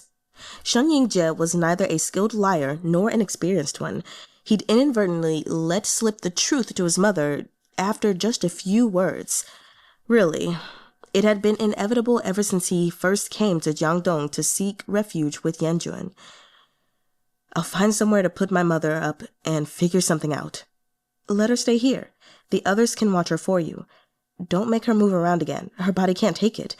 And I'll call the hospital later. You should take her in for a checkup tomorrow. Yuwen breathed a long sigh and then started crying again. Zhang Yuwen gave him a hug and patted his back, then gestured for him to look at Xiaoqi and cast a meaningful glance at the door. It was time for Yuwen to step up and shoulder the responsibility for what he'd done. Yuwen nodded in understanding. With Xiaoqi here, Zhang Yuwen added, your mother will pull through. The doorbell rang again, and Zhang Yuwen opened the door. Hello, said Zhang, playing with his car key. Don't come in, Zhang Yuwen told him. Wait for me out here for a while. Jung peered curiously into number 7 Riverbay Road, and Zhang Yuwen shut the door in his face, leaving him bewildered. Zhang Yuwen returned to the living room to finally greet Mama Yen and Madame Shen. He went over, sank to one knee at the sofa just as Yuwen had done, and listened to Mama Yen's heartbeat. Not knowing what he was doing, Mama Yen patted him on the head and touched his nose and ears. "Who are you?" Mama Yen asked. "I'm Zhang Yuwen. I'm Yuwen's friend. Auntie, please stay seated. I'll get someone to pour you something to drink." "Oh, so you're Zhang Yuwen," Madame Shen said. "I've been hearing Xiaoqi call out for someone named Yue Wen." Zhang Yuwen nodded and gestured to Yuwen not to worry. His mother would be fine now. Leaving Yuwen with his mother, Zhang Yuwen stepped into the kitchen. Liu Jingfang and the other housekeeper were sitting there, because it didn't feel right for them to go out into the hall. "Auntie Jing, please arrange for a doctor to make a house call this afternoon," he said. "We have to ensure there are no major issues with Mrs. Yan." "Sure," said Liu Jingfang. "What are you looking for?" "Ginseng tea." "I've got it." Liu Jingfang made ginseng tea and brought it to Mama Yan. "Set aside everything else for the day today," Zhang Yuwen told Liu Jingfang, "and make sure to keep an eye on her. If something crops up, call an ambulance immediately and administer first aid." Liu Jingfang was aware that something must have happened, so she nodded. Zhang Yuwen dug a few more heart pills out of the bottle and swallowed them. "Give me some too," Yuwen said. He'd been tossing and turning all night, unable to sleep, and now his heart felt like it was about to give out. "Take them all. There are more in the top drawer. I have an appointment today, so I'm headed out for a while. If all goes well, I'll be back by noon." Yuwen nodded. "Okay. Do what you need to do." Zhang Yuwen hurried up the stairs, pushed the door to his room open, and found Suh-chun fast asleep on his bed. The sight rendered him speechless. Rather than waking him, however, Zhang Yuwen covered him with a blanket, then changed his own clothes and headed out to meet Jung. "What's going on in your house?" Jung asked, looking bewildered. "It's a long story." Zhang Yuwen felt overwhelmed. Everything was happening all at once. "Where's the lawyer?" "Lawyer? For Suh-chun?" Okay, anyway, I'm sorry. Let me keep reading. "We're going to pick him up now." Zhang drove out of Riverbay Road. "Have you thought this through?" "Yeah." Zhang Yuwen unlocked his phone. He was planning to activate a life cheat today. And a move like this was all or nothing. If he was going to do it, he might as well go all out. Zhang picked up the lawyer and her assistant, who had been waiting for them for a long time. He briefly explained the situation as he drove, and finally, he parked at the building where the publishing house was. Oh, never mind. Zhang Yuwen entered the publishing house and shook hands with the editor-in-chief and the boss. He'd scheduled this meeting with several senior executives and the general manager at 2 o'clock that morning. Now, sitting in the conference room, he still felt a little sleepy. "First things first," Zhang Yuwen began. "I have a lot on my plate today, so please pardon me if I appear to be a little bit out of it." The deputy editor looked strangely at Zhang Yuwen, and the chief editor and general manager listened attentively. No one said a word. Zhang Yuwen thought for a moment, then continued. "I'll keep it simple. I don't claim to be a highly cultured person, but I hope to make whatever small contribution I can to the development to human civilization." The chief editor said, "As I recall, you're Director Jung," the general manager cut in. "You're really too modest." The chief editor's mouth snapped shut. "So," Zhang Yuwen continued, "I intend to invest in your company and make sure this publishing house's 40-year history doesn't end here. I previously spoke to the deputy editor, who gave me a ballpark of the current financial deficit. I have a studio in my name, and we can inject some capital by buying shares. I think I can bring your company back out of the red." The deputy editor gaped at him. It seemed to be taking him a while to wrap his head around this. "I won't interfere in any of your operations. I'm only investing. Everything will remain as it is. I think things like... I know that a book's worth cannot be measured solely by its commercial value. For me, books create more than just economic returns, so this investment is worthwhile." Everyone opened their mouths to speak, so Zhang Yuwen quickly concluded his opening statement. This is Jung, a good friend of mine. He will make some decisions on my behalf, and this is Attorney Lin and her team, whom I've granted authority to handle the full investment process. Jung went over to shake hands with them, and the lawyer did the same. All right, I have to go now, Zhang Yuwen said. For some reason, I'm particularly busy today. Please excuse me. Please have a cup of coffee, at least. The general manager immediately went to make the coffee himself. He knew that Zhang Yuwen, like other wealthy individuals, was a behind-the-scenes boss and rarely showed up in person to make a deal. He and his team had discussed it last night when they received the meeting request. Why was this Director Zhang suddenly asking to meet with the publishing house's senior management? This stroke of good luck had come knocking so suddenly that they still couldn't believe it. They needed more time to digest the news. The scheduling memos are in your hands now, Jung told the lawyer. No problem, Attorney Lin said. I'll proceed and send the finalized draft to you and Mr. Zhang. Zhang Yuwen accepted the instant coffee, gulped it down, and shook hands with everyone to bid them farewell. And so it was done. He used the cheat code to change everyone's lives, straight up acquiring the publishing house that had rejected his manuscript countless times. What on earth has gotten into you? Jung asked as they got into the car. Why the sudden decision to buy it out? Are you planning to pivot to publishing? Nope, Zhang Yuwen said. I still want to write and get my books published. This publishing house was going out of business because of mismanagement. So? Can't you just submit your manuscripts to another publisher? Oh, but I guess you can publish whatever you want now that you own the company. I want to be a writer, not just publish books. What's the point of forcing them to publish my book, Mr. Rich Guy? What's the point of acquiring the publisher then? It can't really just be that you feel bad for them because they've been around for 40 years. It's a bit of everything, I guess. When Zhang Yuwen was a kid, a lot of the books in his grandparents' house were translated and published by this publishing house. That included both his grandfather's professional books and Zhang Yuwen's personal favorite, The Three Musketeers. How's it going with your hubby? Jung asked. You mean my wifey? The same, I guess. He's got a lot of pride, so it's going to take some work. Jung burst out laughing. All men have pride.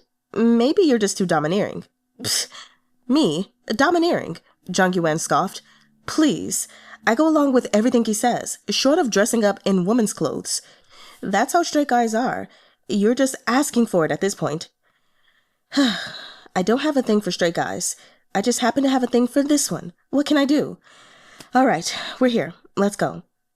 Why are we at the Mercedes-Benz dealership? Without answering him, Zhang Yuwen walked into the store and made a beeline for the year's latest model. Do you have this model in stock right now?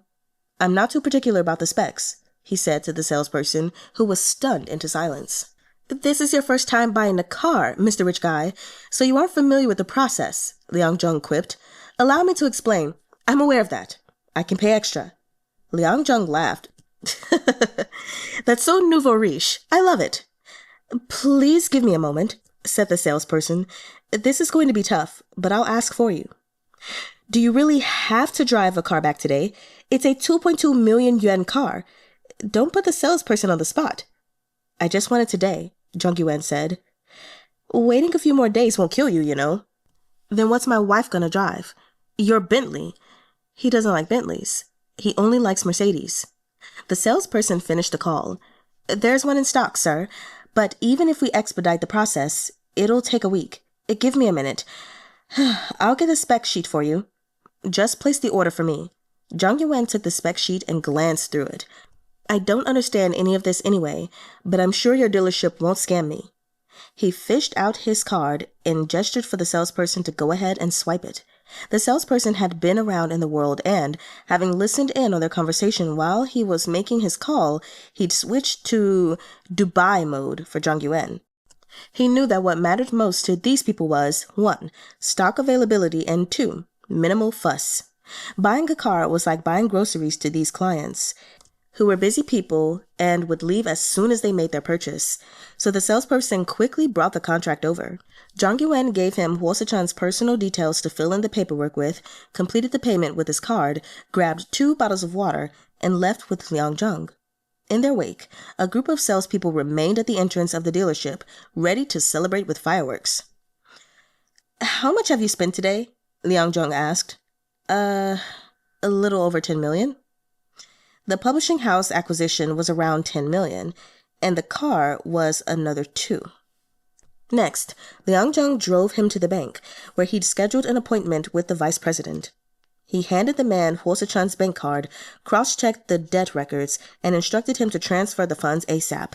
The vice president handed it to him and escorted Zhang Yuwen out once he was done. Suh-chun was still sleeping. Off to the side, bank notifications for 12 consecutive transfers popped up on his phone, each valued at 1 million. Zhang Yuwen returned to number 7 Riverbay Road at noon and bade Jung a cheerful farewell. When he went inside, only Madame Chen was still sitting on the sofa. Where are the others? Zhang Yuwen thought, puzzled. Auntie Bai is resting inside, Madame Chen whispered. She should be asleep by now. Xiaoqi is asleep too. She didn't sleep well on the train last night. Zhang Yuwen nodded. Yanjuan's inside too, she added. Weize and Jinxing are both in their rooms. Chahng said he was going to the gym, but he wants you to wait for him so you can have lunch together. Madame Chen had been at number 7 Riverbay Road for less than 4 hours, and she had already cracked the names of his roommates and was on to trying to learn their marriage and family statuses. Okay, sure thing. Zhang Yuwen wiped the sweat from his brow, sat at the dining table, then got up again to make coffee. He glanced upward, guessing that Suh-chun was still asleep. He probably hadn't slept last night. How many people should I cook for? Liu Jingfang whispered. Zhang Yuwen had too many thoughts running through his head. Don't worry about it. I'll order delivery. I'll cook some rice then. The elderly woman's fine. Dr. Wang was here earlier to check on her. Her blood pressure and heart rate are stable, though her cataracts are severe. She'll need surgery for those as soon as possible. Yanjuan said his mother is reluctant to go for surgery. Cataract surgery comes with some risks. It's not my place to persuade her. Liu Jingfang opened the rice cooker and rinsed the rice. Your grandfather had a student who's an ophthalmologist now. He's going to retire next year, but he's an excellent surgeon. There shouldn't be any problems if he performs the operation. Oh, Dr. Li. Zhang Yuwen remembered him. Were his grandfather's students that old now? Just then, Yanjuan stepped out of the living room, having heard Zhang Yuwen and Liu Jingfang's conversation. Zhang Yuwen looked back at him. Yanjuan? Yanjuan watched Zhang Yuwen with an indescribable expression in his eyes. Did you hear that? Zhang Yuwen was still waiting in front of the coffee machine. I did, Yanjuan said. I'll give you Dr. Li's number, said Zhang Yuwen. Okay. I was thinking the same thing anyway. In a few days, once my ma's mood has stabilized, I'll take her for a checkup, then arrange for her to have the surgery in Jiangdong. You'd need to apply for some time off to stay by her side at the hospital. Yeah, Yanjuan said in a small voice. I plan to move to Jiangnan first. It'll be more convenient to take care of them all there. It's a 3-bedroom place. Xiaoqi and I will share a room. My ma will have her room to herself, and Yingjie can sleep in the living room. His mother likely won't be leaving anytime soon either.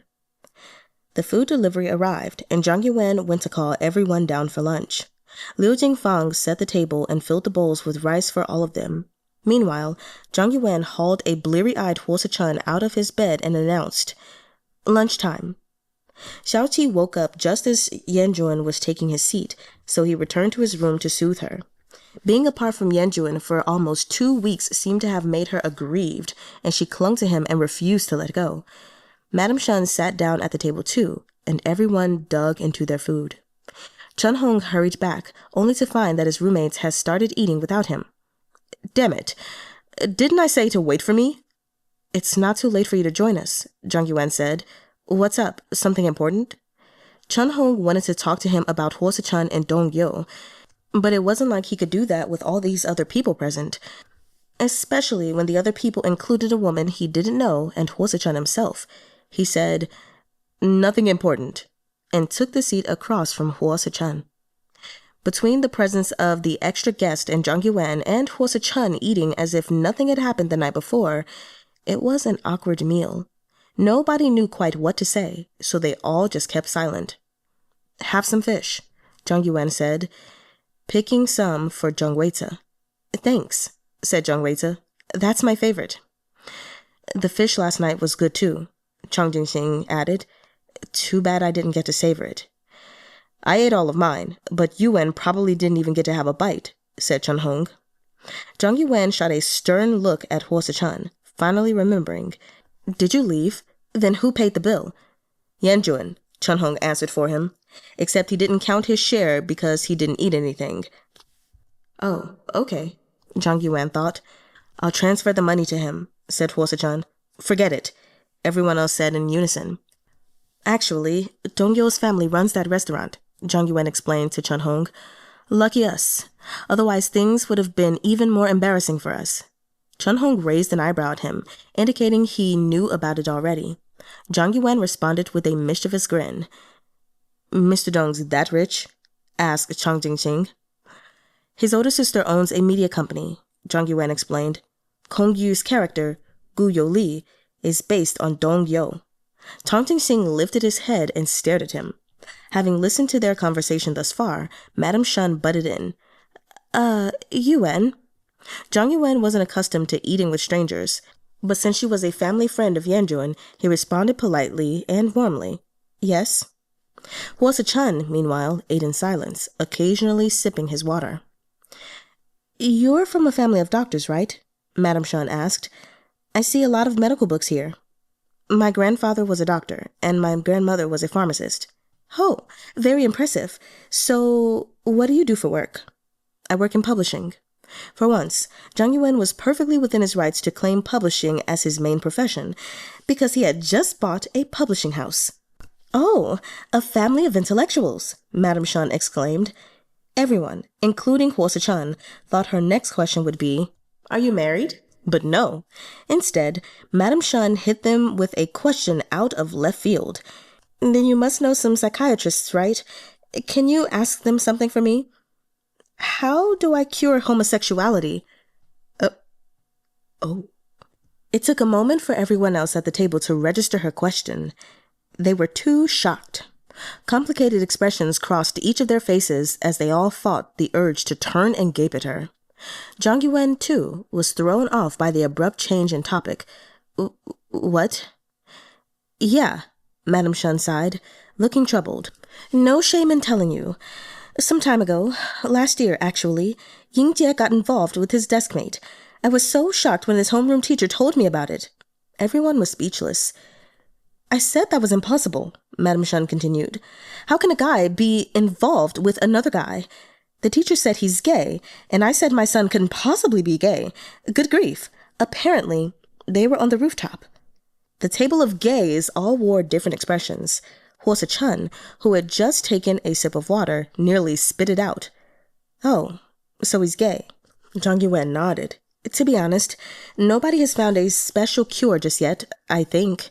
"How about electric shock therapy?" Weize suggested, stunning everyone else into silence again. "My dad tried it on... someone told him that it was a treatment option." Zhang Yuwen put his head in his hands. "You know gay, right?" Madame Shen said. "Yeah, I do." Unable to bear it any longer, Zhang Yuwen decided to let Yanjuan handle this himself. "Yanjuan, come out and eat already." Yanjuan finally emerged, and Madame Shen turned to him. "One of the reasons I came here is to cure Yingjie of his condition." "What?" Yanjuan looked like a deer caught in headlights. "What condition?" "He's gay," Madame Shen repeated. "I need to find a doctor to correct it as soon as possible." Yanjuan didn't know what to say to that. Everyone kept their heads down and quickly finished their meals, and they each heaved a palpable sigh of relief as they made their escape. Suh-chun started clearing the bowls and chopsticks, but Yanjuan stepped in. "Let me do it." "I've got this," said Suh-chun. "Go and take care of your mother." "You're not working today?" "I quit." "Congrats." Liu Jingfang cooked porridge for Yanjuan's mother, and Yanjuan brought it to his mother before leaving. Zhang Yuwen helped to clear away the plates and cups, taking them to the sink. "Let me do it," Liu Jingfang said. "It's okay. I can handle it," Suh-chun replied. Liu Jingfang insisted, but Suh-chun rinsed the dishes and loaded them into the dishwasher. "Let me do it," Zhang Yuwen said. "That way, he'll get to stay a little longer." Liu Jingfang started giggling, and Suh-chun set down the bowls and chopsticks. "All right, I'll go back now." "Nuh-uh-uh, you do it," Liu Jingfang smiled. "You're all good kids." Still, Suh-chun excused himself politely and left the kitchen. Zhang Yuwen followed him up the stairs, curious to see his reaction. He obviously still hadn't noticed the additional 12 million in his account, since he'd left his phone behind on the bedside table when Zhang Yuwen woke up. "You're leaving already?" Zhang Yuwen asked. Suh-chun looked back at him in disbelief, and Zhang Yuwen held his phone out to him. "Don't you want your phone?" Snapping back to his senses, Suh-chun pocketed it and put on his jacket. "Can you give me back my bank card and the written court judgment?" "Sure. You want them now?" Zhang Yuwen gave him the document folder. "Thanks." He went down the stairs, and Zhang Yuwen followed him. Suh-chun turned back. "You don't have to see me off." "I'm not. I'm heading out too." Suh-chun nodded, pushed the door open, and left. He walked along Riverbay Road, bathed in the spring wind, and Zhang Yuwen trailed behind him. No matter what, he had to see Suh-chun's reaction with his own eyes when he discovered the 12 million in his account. But Suh-chun was a stubborn one. He hadn't even thought about checking his phone yet today, nor did he have any desire to. As always, when they were together, his attention was focused entirely on Zhang Yuwen. Zhang Yuwen walked with him for a whole 10 minutes, and at no point did Suh-chun do what he'd been anticipating. Finally, Zhang Yuwen blurted out, "Are you angry?" "No, I'm not." Suh-chun stopped in his tracks, turned around, and looked at Zhang Yuwen. Zhang Yuwen paused too. "Actually, you're right. I am angry with myself. I feel horrible now, and it's killing me." Zhang Yuwen looked at Suh-chun and smiled. "I don't know why I'm like this." Suh-chun's voice grew heavy, and his eyes reddened. Then, the emotions he had bottled up for so long erupted right in front of Zhang Yuwen. His words quivered with sobs, and his voice was choked. Tears distorted his handsome face. Even the most beautiful child could look comical when they cried from genuine sorrow. "I thought about it all night," he wept. "I've let you down. I love you, Yuwen. I don't know what I'm supposed to do without you. It took me so long to find you, and then I messed it up. With my mistakes and stupidity, I don't know who I can talk to. I don't want to give up, but please, just don't ignore me. I can accept just being friends with you, as long as you don't drive me away." Zhang Yuwen slowly walked over and hugged him. Suh-chun buried his face in Zhang Yuwen's shoulder and broke down in the gentle spring breeze. "Let's go for a cup of coffee," Zhang Yuwen suggested, his conscience prickling at him. Here Suh-chun was, humbling himself and putting himself through such agony just to exchange a few more words with him, all while Zhang Yuwen was gleefully trailing him to see the outcome of his prank, as if Suh-chun's suffering had nothing to do with him. Suh-chun nodded, and Zhang Yuwen added, "There's something else I want to say to you." So Zhang Yuwen led Suh-chun back along Riverbay Road, but this time to number 6. As they walked, Suh-chun gradually calmed down. With Zhang Yuwen by his side, that protective shield could envelop him again and dispel his pain. Zhang Yuwen sat down at the sunlit terrace of Sunny Day Cat Cafe while Suh-chun went to buy the drinks. Still curious, Zhang Yuwen watched his back. Suh-chun ordered the drinks at the counter and fished out his phone to pay the bill. When he saw the notifications on it, he froze. He scrolled down in disbelief, then looked all around him, apparently in a daze. He must have thought he was dreaming. "Sir, the total is 79 yuan, the cashier said. Suh-chun didn't reply. He looked back at Zhang Yuwen. He noticed it! Zhang Yuwen doubled over the table with the effort of containing his laughter, like a kid who successfully pulled a prank. "Yuwen, look at this. What's going on? I don't know if it's a system error or..." Zhang Yuwen couldn't hold it in any longer, and he erupted in hysterics.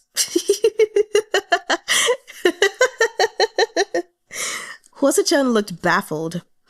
In a laugh laced with anxiety, he asked, how did this happen? Why are you laughing? 10 million appeared in my account out of the blue, and I have no idea how it got there. Zhang Yuwen composed himself. I activated a life cheat this morning and transferred it to you, he said seriously. Then he broke into laughter again, leaning back on the sunlit sofa. Huh? Chen didn't understand. Sorry, Zhang Yuwen said to the cashier. I'll pay the bill. Oh, it's you, Director Jung. The cashier smiled, recognizing him. It's been a while. You can pay later. Let me make the coffee for you. Thanks. I haven't been coming as much because I have a tenant who makes great coffee, Zhang Yuwen said. Then he turned to Chen and grinned. Chen looked at his phone, then at Zhang Yuwen. Zhang Yuwen moved to sit beside him. You can pay off your debts now. I'm sorry, Chen. I've been lying to you too. I sincerely apologize, but I know you'll forgive me, just like I forgave you. Chapter 50. Chen's perception of the world suffered an enormous blow that morning. There had been signs all along. The house at number 7 Riverbay Road itself was proof. But love had halved his intelligence and made his capacity for more competent thought walk out on him. He'd never even questioned it. I'm really not worried you were after my money, Zhang Yuwen clarified earnestly. He realized, though, that at times like this, it didn't matter what words he used to explain himself or how sincere those words were. Everything made it sound like he was asking for a beating. And it's not like I'm addicted to playing a pauper or a compulsive liar or anything. It's just that I like you, and that's it. Nothing else factors into the equation. Yes, of course. Chen was holding his phone, at an utter loss for what to do with the 12 million yuan weighing down on him. This development had far exceeded the bounds of his understanding of the world around him and the materialistic society they lived in. For a moment, he even had the fleeting thought that Zhang Yuwen was some kind of back-end programmer for the universe. You should know that feeling, Zhang Yuwen said. Yes. It was all Chen could say. He looked at Zhang Yuwen, who explained his initial reasoning for renting out number 7 Riverbay Road, as well as the origins of his fortune. Chen nodded. That makes sense. I think you probably need some time to digest this. Why don't I go home first? You can come over any time. Oh, I bought a car for you too, but it won't be here today. If you don't want to drive mine, we can walk. No, I'm okay. Chen grabbed Zhang Yuwen's hand. Some part of him feared that if Zhang Yuwen left now, he'd lose him forever. With his other hand, he finally set down his phone. You've really forgiven me? Of course I forgive you, said Zhang Yuwen. I kept things from you too. I was planning to bring you up to speed on it gradually once we were together, just like how you planned to slowly break the news about your marriage to me. I needed the right opportunity, and I didn't know if you'd be angry or find it hard to accept. It's not the same, Chen said, though he was still preoccupied by the fact that Zhang Yuwen wasn't angry anymore. They could be together. The money issue seemed insignificant now, or at least it no longer dominated Chen's thoughts. Everything else in his mind had to give way. He kissed Zhang Yuwen, cutting off his words. Zhang Yuwen kissed him back and wrapped his arm around Chen's neck. They sat like that on the sunlit sofa, kissing, oblivious to the world. When they separated, Chen felt like he'd returned to reality. With his hand that wasn't holding Zhang Yuwen's, he picked up his phone and glanced at it, then looked at Zhang Yuwen. You're seriously giving me this much money? Yeah, why? You're the one who handed me your bank card, aren't you? Zhang Yuwen asked, and after a brief pause, Chen nodded. You're free to transfer the money to the debt collectors and settle the debt. Chen put down his phone and looked at Zhang Yuwen again, this time with mixed feelings. He finally understood the real meaning behind Zhang Yuwen's words. But if you do, you'll owe me, said Zhang Yuwen. I'd like to spend my whole life paying you back, Chen said, if you're willing to let me. Zhang Yuwen wanted to joke that Chen was getting the better deal, but he corrected his thinking and adjusted his attitude. He loved Chen too. When they were together, it always seemed like Chen needed Zhang Yuwen more than the other way around. but Zhang Yuwen knew deep down that he needed Suh-chun just as much. Alrighty, Zhang Yuwen decided.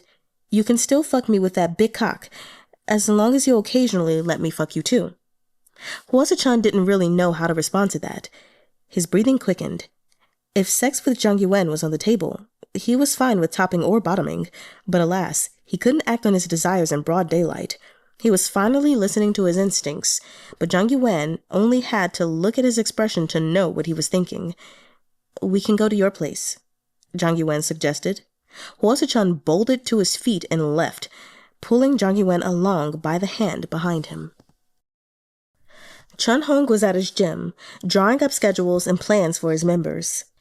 He thought about going home for lunch and asking Zhang Yuwen for his thoughts, but things really hadn't gone as he'd expected, so he'd just grabbed lunch and gone back to work.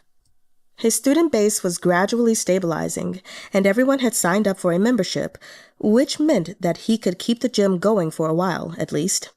Still, he couldn't afford to get complacent. 3 o'clock in the afternoon was the gym's quietest period. People would start trickling in again around 7 to sweat it out in the gym until 10. But to Chahng's surprise, someone walked in. Chahng glanced up to see it was Dong-yo. You didn't make an appointment, Chahng said, so no training today. I'm not here for training. Your daddy's very busy today. I'm not here for a hookup either. Want to grab some coffee? That didn't sound like a bad idea. Chahng gathered up his plans, and they went to a nearby cafe. Dong-yo ordered coffee and watched Chahng work. Occasionally, he asked a few questions, mostly about cardio, diet, and training. Chahng answered all of them. When he was done with his paperwork, he took a photo of the forms and sent it to the group chat. You know Zhang Yuwen, Dong-yo stated. Yeah, said Chahng. I'm renting his place. I'm actually very poor. Just an ordinary fitness trainer who happened to rent a room in his house. Dong-yo laughed. I told you that last night. My family owns the Sky Promenade restaurant, said Dong-yo. I know. Yuwen told me. Dong-yo seemed intrigued by the legendary young director. I can't believe he actually rented out the house he's living in. It's not like he's short on money. He'd heard that Zhang Yuwen was a young director when they parted ways last night. Yeah. Chahng didn't want to gossip about Zhang Yuwen, who was, after all, his good friend. I don't know the specifics. You'll have to ask him yourself. Dong-yo didn't probe. I guess it sounds like something he'd do, he said. They say he's free-spirited, kind of a romantic even. Unlike boring old me. I wouldn't say that. I doubt there's anything about me you'd find interesting, apart from my dick. No, not at all. Not true. And to tell you the truth, my family isn't all that wealthy. We look well off, but we owe more money than we make. That I'd believe. So, what's up? Here on a mission to ask Zhang Yuwen to shoot a film for you? Nah, I don't interfere in my family's affairs. Then why are you here? You've been rambling on and on for a while. No particular reason. Dong-yo looked baffled by the question. Can't I just come see you because I missed you? Yeah, right, Chahng scoffed. What? You're not seriously telling me you want to be in a relationship with me, are you? No more hookups. I mean it. I want to date you. Sure. A celibacy contest? Fine by me. Let's see who can hold out and who throws in the towel. You're out of your mind. Yeah, I absolutely am. Why are you so domineering? You always have to come out on top. That's the way I am. If you want to tame me and make me your dog, you'll have to see if you have what it takes. Dong-yo looked Chahng over, and Chahng grinned. No way. You fell for me? Awkward. Falling in love with a hookup. What are we going to do now? Man, what a mess. You're right, Dong-yo said in all seriousness. Chahng looked at him. Had he misheard? Yeah. I've fallen for you, but you're probably not interested. You just want to fuck me. After a pause, Dong-yo took out a small paper bag. This is for you. Huh? Dong-yo got up and left. Hey! Chahng shouted after him. It's not true that I only want to... Fuck you. What's this? Chahng opened the paper bag.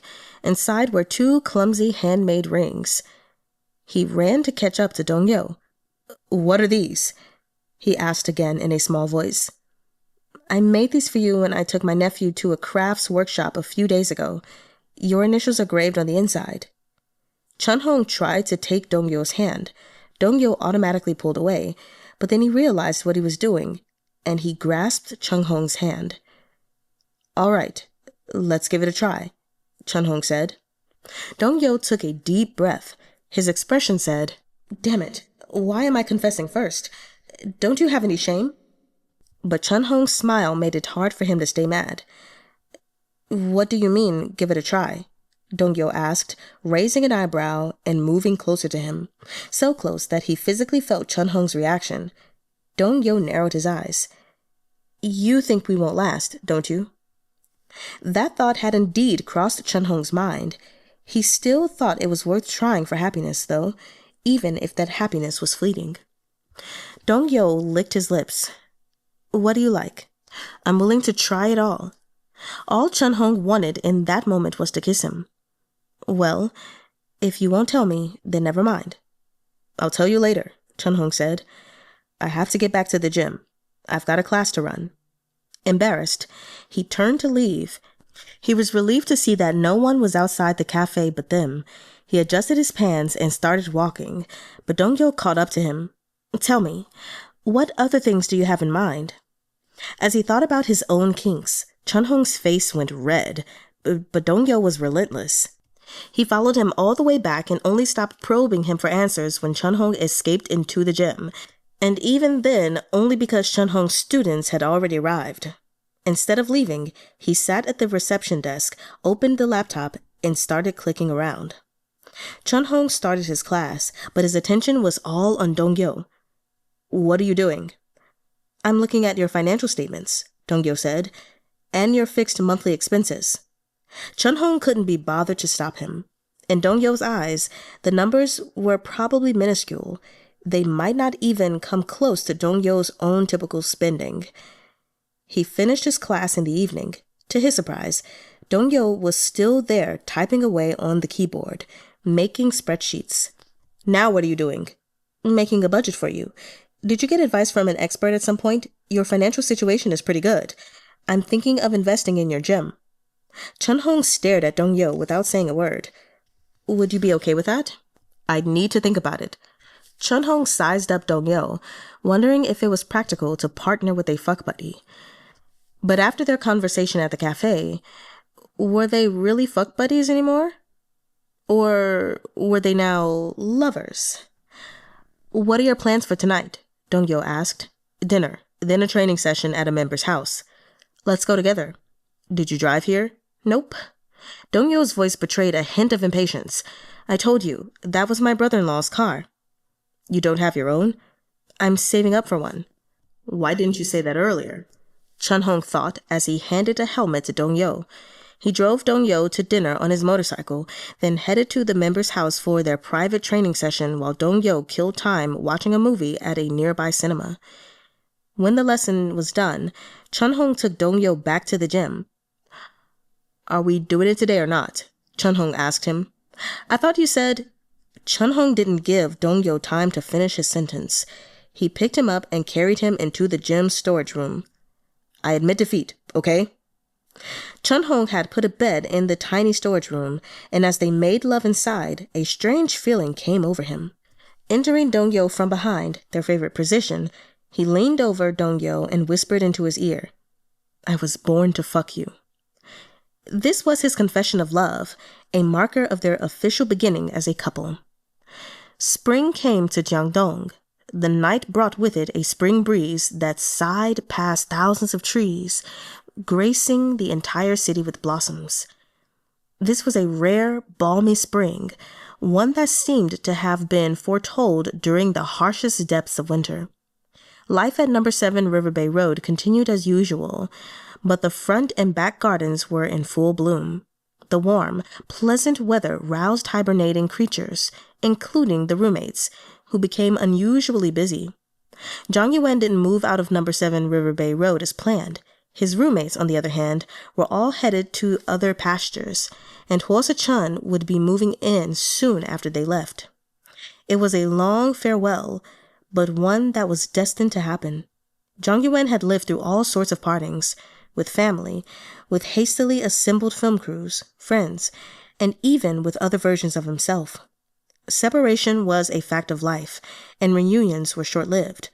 But did that mean fleeting relationships were destined to be mourned and only the ones that lasted were worth cherishing? Of course not.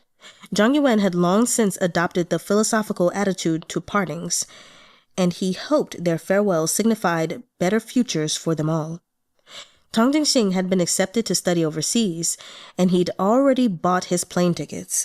He planned to leave at the end of the month for Australia, where a person he once loved awaited him anxiously. Maybe they would rekindle their romance. Maybe they wouldn't. Jinxing was nervous about the uncertainty of it all. Weize had found a job and joined a fashion studio as an apprentice. His two bosses looked good together, and their chemistry reminded him of Zhang Yuwen and Suh-chun. More importantly, they treated Weize well. The studio would cover his food and lodging, and in turn, he would take on responsibilities for their sales. To save money and focus on learning fashion design, he gave up his room at number 7 Riverbay Road. He still live-streamed, and he tried on the studio's clothing, men's and women's, with surprisingly good results, helping to drive more traffic to the store. Chahng eventually agreed to let Donggyo invest in his gym and to wear the ring Donggyo made for him. The ring for him was a little bigger than the one for Donggyo, but somehow it fit Changhong's ring finger perfectly. It made Chahng suspicious that Donggyo had somehow taken his measurement in secret, but Donggyo insisted that he'd just gone with his gut. Maybe they really were meant to be. Under Donggyo's relentless questioning, Chahng finally, albeit hesitantly, confessed his kinks. It was strange how he wasn't the least bit shy about talking to his roommates about it, but he found himself hemming and hawing in front of the person he liked. When Donggyo finally learned what turned Chahng on, his eyes lit up. He'd clearly spotted an opportunity to take the upper hand with Chahng, but he managed to restrain himself. Like Jinxing and Weize, Chahng canceled his lease at number 7 Riverbay Road. He decided to rent a studio apartment above his gym so that he wouldn't have to commute on his motorcycle. In his new apartment, he could be with Donggyo whenever he wanted. Yuwen, meanwhile, made an appointment at the hospital for his mother to undergo surgery. He was able to get a slot quickly thanks to Zhang Yuwen's connections. The surgery was a great success, and when Mama Yan came out safe and sound, everyone breathed a sigh of relief. Yuwen arranged for his mother to live in Jiangnan district in a spacious rental apartment that had plenty of room for 4 adults and 1 baby. He could afford it now, at his current salary. His mother had no choice but to stay in Jiangdong now that she'd learned the truth about Yuwen's brother, and Shenjie's own mother, a divorcee, also hoped to live with her only son, who was gay. 2 mothers, 2 sons, and 1 baby thus came together to form an unconventional family unit, where Madame Shen took care of Mama Yan and Xiaoqi at home, and Yuwen encouraged his nephew to study hard to get into university. Unsurprisingly, then, Yuwen canceled his lease at number 7 Riverbay Road as well. His mother needed him, and he had to step up to take care of her. He couldn't let her return to living alone in the countryside. One day, during a thorough cleanup of the apartment in Jiangnan, he sorted through the old belongings sent from his hometown and found a photo of himself and his family from a vacation at a hot spring hotel. His brother had still been alive then, and his father was there too. In the photo, Yuwen himself was only 7 years old, and his mother was young and beautiful. Now, her hair had gone gray. Shenjie noticed the photo in his hand. "Who's that?" Yuwen didn't respond. He put the photo away. As the final movement of this farewell symphony began, the roommates suggested another gathering. This time, it was to celebrate Zhang Yuwen's birthday. He was a Pisces, the last of the 12 zodiac signs, which embodied all the strengths and weaknesses of the 12 constellations. Not that Zhang Yuwen would have admitted it. "How's the company coming along?" Zhang Yuwen asked. Suh-chun, who was driving the new Mercedes-Benz his wife had given him, focused on the road ahead. He'd paid off all his debt and become history's greatest kept man. All good. The thing that Zhang Yuwen had worried most about coming clean was the possibility of hurting Suh-chun's pride. He thought Suh-chun's attitude toward him might change subtly once he learned how much money Zhang Yuwen had, so he'd prepared various contingency plans to correct the perceptions they both had, much in the same way that Madame Shen tried to correct her son's homosexuality. Of course, the main objective was to correct Suh-chun's perception, but things didn't play out the way he'd expected. Suh-chun adapted at an astonishing speed, and he embraced this new knowledge without bringing any emotional baggage into play. He even made a conscious effort to switch his role in the relationship from hubby to knight. One day, after they made love in bed, he told Zhang Yuwen, "You're my prince, Yuwen. I will always protect you." It took a second, but Zhang Yuwen remembered that Suh-chun had once mentioned a fantasy of his, to be a guardian knight in an inverted power dynamic. It was such an anime-style fetish that it had completely slipped Zhang Yuwen's mind. Sometimes, Suh-chun also said things like, "I adore you, my dear wife. You're not only a skilled professional, but also a very lucky one." Every time this happened, Zhang Yuwen was over the moon to hear it. It was one thing for a bottom to express his adoration of his partner, but hearing it from a top was something else entirely. Still, Suh-chun also believed that life wasn't a role-playing game. There was no need to pretend to be someone you weren't or to stick to a specific role. What could be worse, after all, than losing Zhang Yuwen and being stuck paying off a debt until he was 60? "Preparations for the new company are going smoothly," Suh-chun said as he pressed the elevator button.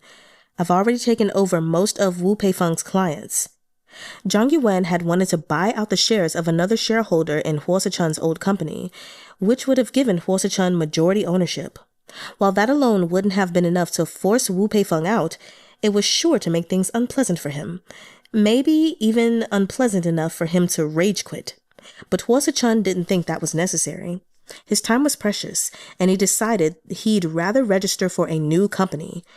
In a few months, he was going to sell his condo, pay off the mortgage, and use the remaining proceeds as startup capital to establish a new company from scratch. With the issue of capital and shares out of the way, he would have nothing more to worry about. For the first time, he actually felt confident about the future. He kissed Zhang Yuwen and said, "Happy birthday, my little prince. Text me when you're done." Zhang Yuwen returned the kiss and entered the restaurant. They were meeting at a very famous hot pot restaurant. Whenever a customer celebrated a birthday, the staff swarmed in with LED signs, belting out the restaurant's signature happy birthday song and forcing their tired bodies to dance along. It was a ritual guaranteed to mortify its unfortunate victim. When Zhang Yuwen heard that they would be dining at this restaurant, he braced himself for the mockery that was sure to come his way. His roommates had already arrived, and when they saw him coming, they all greeted him with a "Yoo-hoo!" As Jinxing was ordering the food, Chen said, "You didn't come home again last night. Spill it. Where did you go? Fess up." "How's that glass house you're living in? You didn't come back either." Zhang Yuwen shot back mercilessly. "Actually, wait. How did you know? Did you go back to Riverbay Road last night?" He hadn't, and nor had Yanjuan or Zhang WAY-dzuh. Jinxing raised his hand with a grin. "Where's Sichen?" asked Yanjuan. "He's having his meal downstairs," replied Zhang Yuwen. "He said he's not coming." Yanjuan nodded. "He probably wants to celebrate your birthday with just the two of you." Who knows?" Zhang Yuwen laughed. No one had ever asked about the fight between Zhang Yuwen and Suh-chun, but they knew Zhang Yuwen forgave Suh-chun. After the fight, Yanjuan came to understand that Zhang Yuwen and Suh-chun weren't, in fact, just casually dating. They were truly in love. He was relieved that he hadn't listened to the others that day when they insisted that he confess his feelings. "Have you finished moving your stuff?" Zhang Yuwen asked Zheng Weize. "Yeah, Jinxing is going back later to get his suitcase. I'll be going with him." "I'm going to return to my hometown for a bit," said Jinxing. "I'm leaving tonight on the overnight bus, then catching a flight from Shanghai. Don't come to see me off." "No one's planning to," Yanjuan said, laughing. "Don't flatter yourself." Everyone else started laughing too. Jinxing had ordered a lot of food. 5 grown men could eat a lot. Chun-hong ordered alcohol, too, and they clinked glasses noisily, bantering all the while. No one brought up their impending goodbyes. Zhang Yuwen had a lot to say, but whenever he tried to broach certain topics, the others forcibly steered the conversation away. I'm keeping all the rooms at number 7 Riverbay Road for, I'm curious, Yuwen said before he could finish. What's in that room that's always locked? Jung Weize's face went pale. Don't tell me it's some horror story shit. No, not even close, Zhang Yuwen insisted. He was, by this point, a little tipsy. Listen to me, guys. There are photos of my deceased grandparents in that room. Number 7 Riverbay Road is the inheritance they left me. I knew it, Chun-hong exclaimed. Let's drink. Cheers. Let me finish, or I'm going to get mad. It's my birthday today. Whatever happened to listening to the birthday boy? Everyone fell silent. Zhang Yuwen took a deep breath.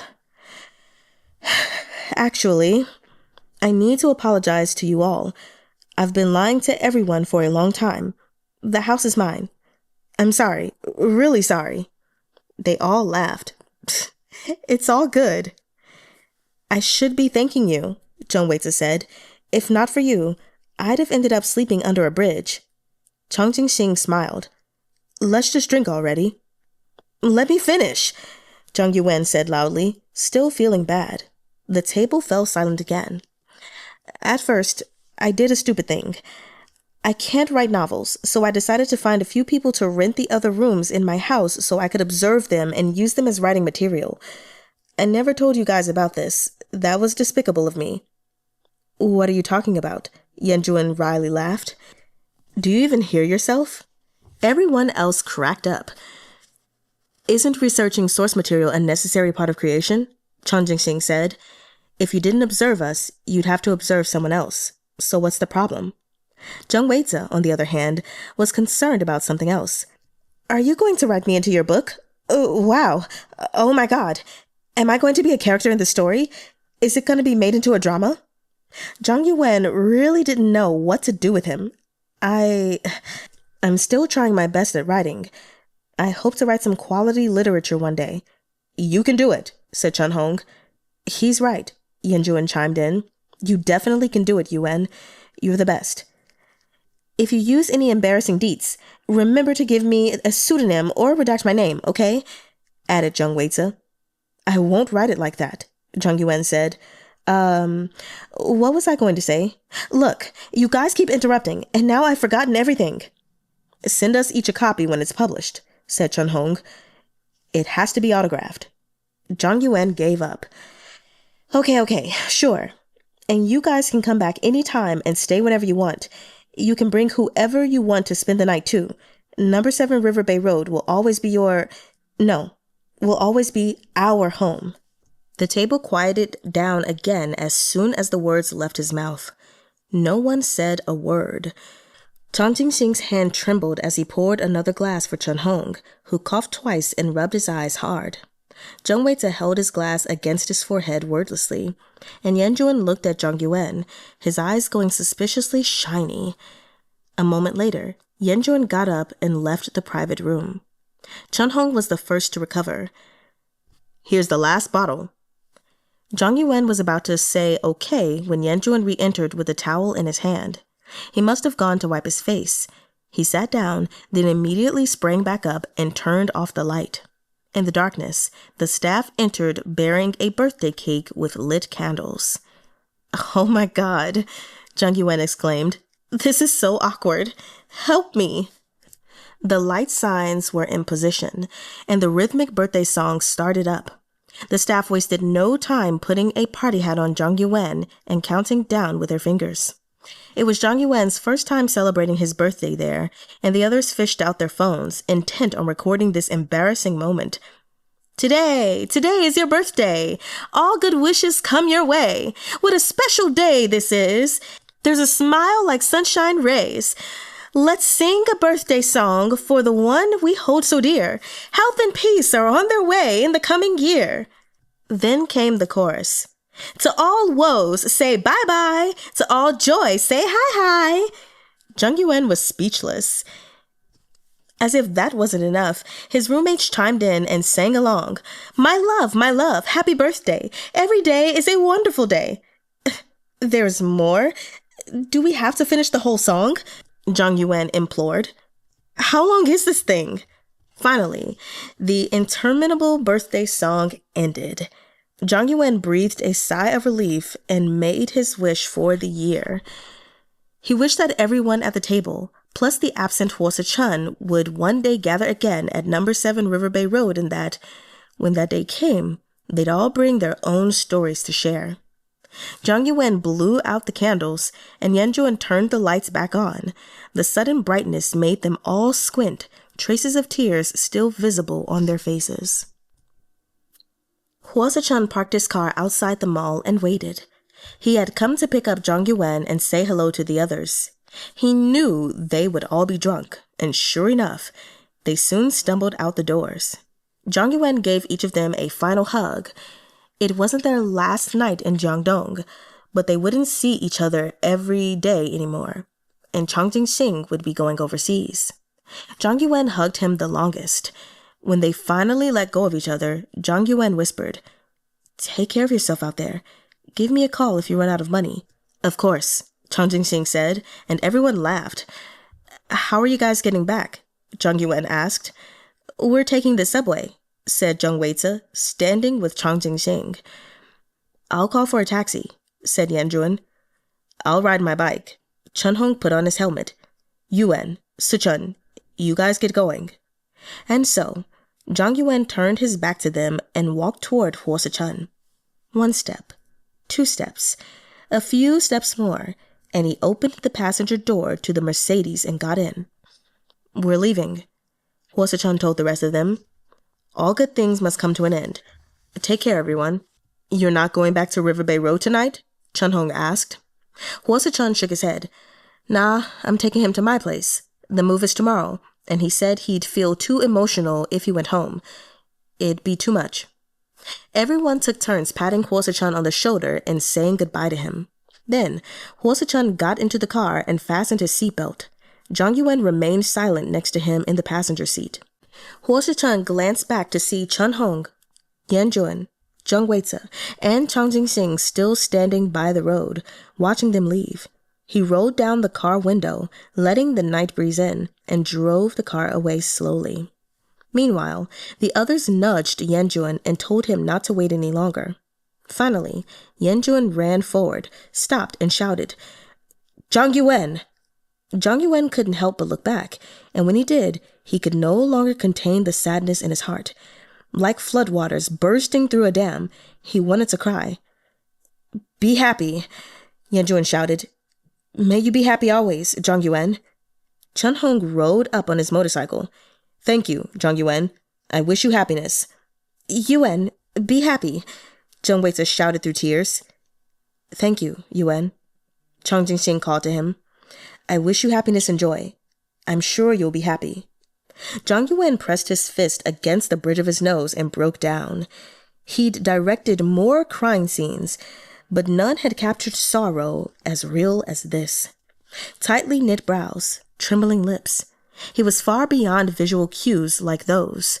When genuine sorrow hit, he turned into a blubbering mess. Suh-chun stopped the car. "Do you want to get out?" No, don't stop." Zhang Yuwen choked between sobs. "Let's get going." He kept glancing back, looking quite wretched from all the crying. Suh-chun reached over and placed a hand over Zhang Yuwen's, and gradually, Zhang Yuwen calmed down. Parting was a fact of life, but it wasn't all powerful. From the moment they had come together to form a family, they were shielded from separation. As long as they didn't forsake each other, that shield would protect them until the very end. Not even death could tear them apart. As Suh-chun turned onto Riverbay Road, their faces were illuminated by a kaleidoscope of lights. Dreams, like shimmering lights, soared over the Liujin River, carrying the fantasies and hopes of countless people in the city as they spread their wings and flew to the other side of the stars. The end. Well, you guys, that concludes the reading of Riverbay Road, Men's Dormitory, Volume 2. And I have to say, I'm very much happy that we are done. So first, I do want to say that if you guys notice a difference in the reading once we get to about almost an hour and a half, that's because I fell ill. I can't even remember. I think it was Thursday. I woke up with a sore throat and immediately my body was fighting it off. But things just kind of got worse from there. Like on Saturday, I did nothing but sleep the entire day over and over again, which was also really awful because I just could not sleep very well because my body was also in pain. Lovely. So I'm sorry if my readings for like the last hour and a few minutes sounds kind of crappy. That's why. I don't even get sick. So I'm just like so upset. Anyway, so we have chapter 47, which is Yue Wen going through, his thought process, absorbing everything that happened at the dinner or whatever. And then we get to page 309 where, Yue Wen is like, well, I can't be mad at him because haven't I been deceiving him as well? And so I just wanted to bring out this point because I think it's important that, like, okay, so just because you do something wrong essentially doesn't mean that you can't be upset if the wrong is done to you as well. Because at the end of the day, you're still going to feel the blow of that, So it's kind of like a thief going and stealing something from someone's place and then the thief getting robbed. I mean, they still have the right to be mad that they got robbed because they got robbed, It just doesn't take away the fact that they have robbed someone as well and have angered someone else. And so for me, it was like, yeah, I get it that you've been hiding your identity from him, but that doesn't take away the deception that he had. And just knowing Suh-chun's plans, sorry, one second, that Suh-chun was essentially trying to get buddy with you first and hoping that the feelings would be so strong that by the time you found out the truth, you wouldn't want to leave him. Like that, to me, that's different from I'm hiding my identity because I don't want people to be out for my money. And then just over time, you kind of just become, I guess, complacent in that area. Like even if you realize it's not because, you realize people are not after your money. You're just, I don't know. To me, it's just not the same. Anyway, I was looking at Yue Wen's roommates like they were crazy when, Chahng and Jinxing specifically, when they were telling Yanjuan like, hey, go shoot your shot, basically. I was like, you guys, this stuff just happened. Like, why are we telling Yanjuan to shoot a shot? Now, I get it. Eventually, when someone was like, even if you don't confess, just like be there. And I was like, okay, that's fine. Yeah. But no, please do not shoot your shot right now. That's so inconsiderate. But I'm glad that, Yanjuan, he's a smart guy. He did not do that. And I have to agree with Jung WAY-dzuh when he was like, yeah, I don't think that's a good idea. The only thing that I did not like that Jung WAY-dzuh did was that he opened the door for Suh-chun. Because in my opinion, it should have been Yue Wen's decision, period, whether or not he wanted to open the door for him, not anyone else's. But, that is what that is. So then we get to the explanation of the whole thing with this woman and what really was the case. Like I said, Suh-chun starts by going back far in his past or whatever. And I was like, oh my gosh, please don't let this be like you trying to pull some kind of sympathy card or whatever. But anyway, he was talking about his upbringing and his life and expectations, blah, blah, blah. And, Yue Wen, he was just listening. And in the end, I think this was probably my most, what's the word I'm looking for? The most excited moment that I had for Yue Wen to just really like go off. Like he wasn't necessarily going off per se, like yelling or screaming or anything like that, but he got all his talking done. And he was like on page 322, all this time we've been together, you've always seen me as some kind of male woman.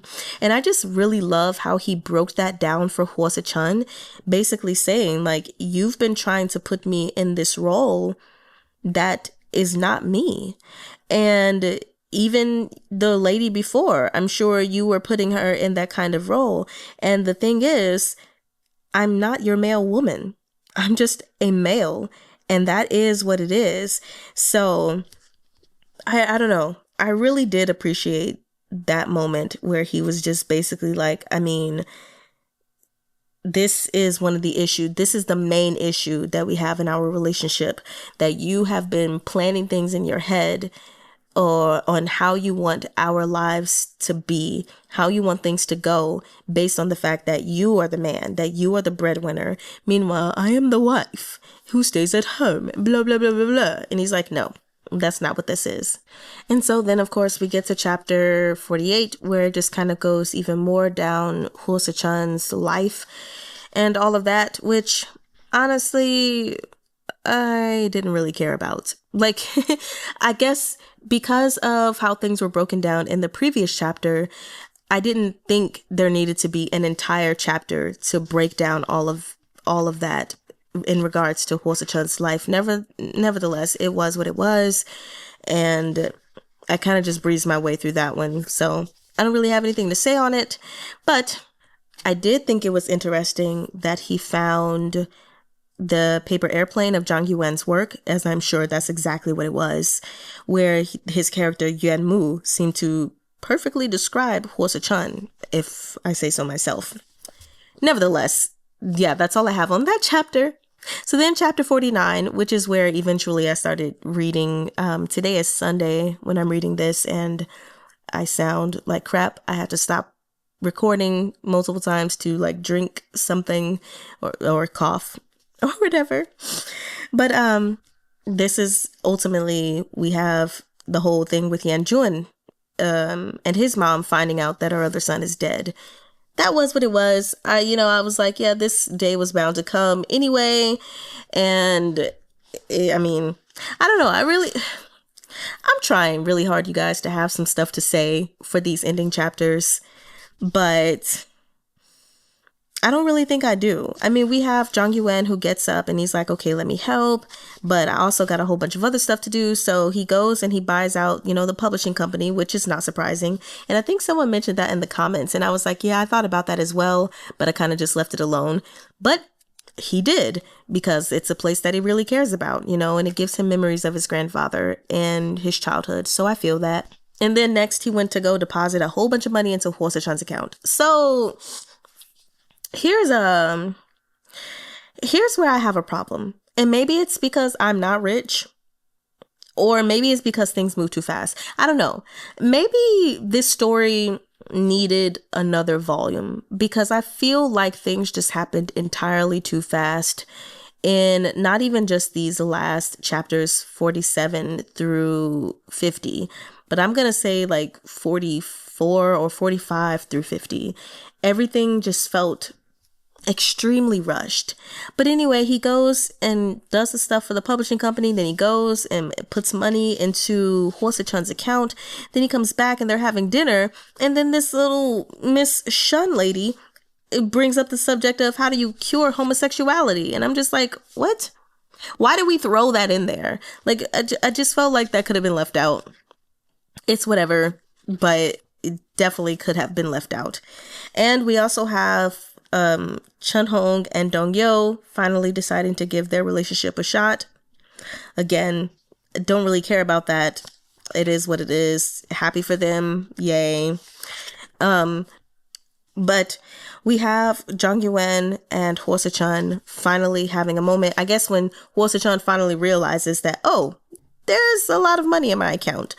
And, Zhang Yuwen reveals that he's forgiven him. And he's like, I've been lying to you too. I'm actually rich. Okay.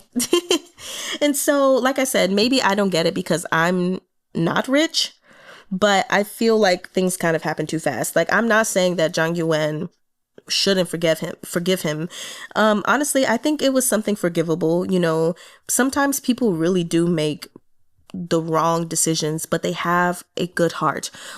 And they just need another chance to not make that decision or similar decisions again. And I think that is Suh-chun. So I'm not mad that Zhang Yuwen forgave him. It's just kind of odd how everything played out. But again, maybe I just don't relate because I'm not rich. So that is what it is. So then in the final chapter, of course, we have everybody getting together and they're all moving out basically. And we know that Jinxing is going overseas. Weize took the job. Yuwen is going to stay with his mother and the lady and the son. And Xiaoqi, Chahng is going to live atop his gym and date Dongyo. So everybody's leaving out. And before that, they celebrate Zhang Yuwen's birthday. But before we get to that, on chapter 50, I just have to say, and I'm kind of upset. On page 379, when Yuwen is looking at a photo of himself and his family on vacation at a hot spring hotel, and it's one where it says that his brother was alive, his father was there, and in the photo we got Yuwen, he's only about 7 years old, and his mother was there. And then Shunjie comes over and notices the photo, and he's like, "Who's that?" And Yuwen doesn't respond, and he puts the photo away.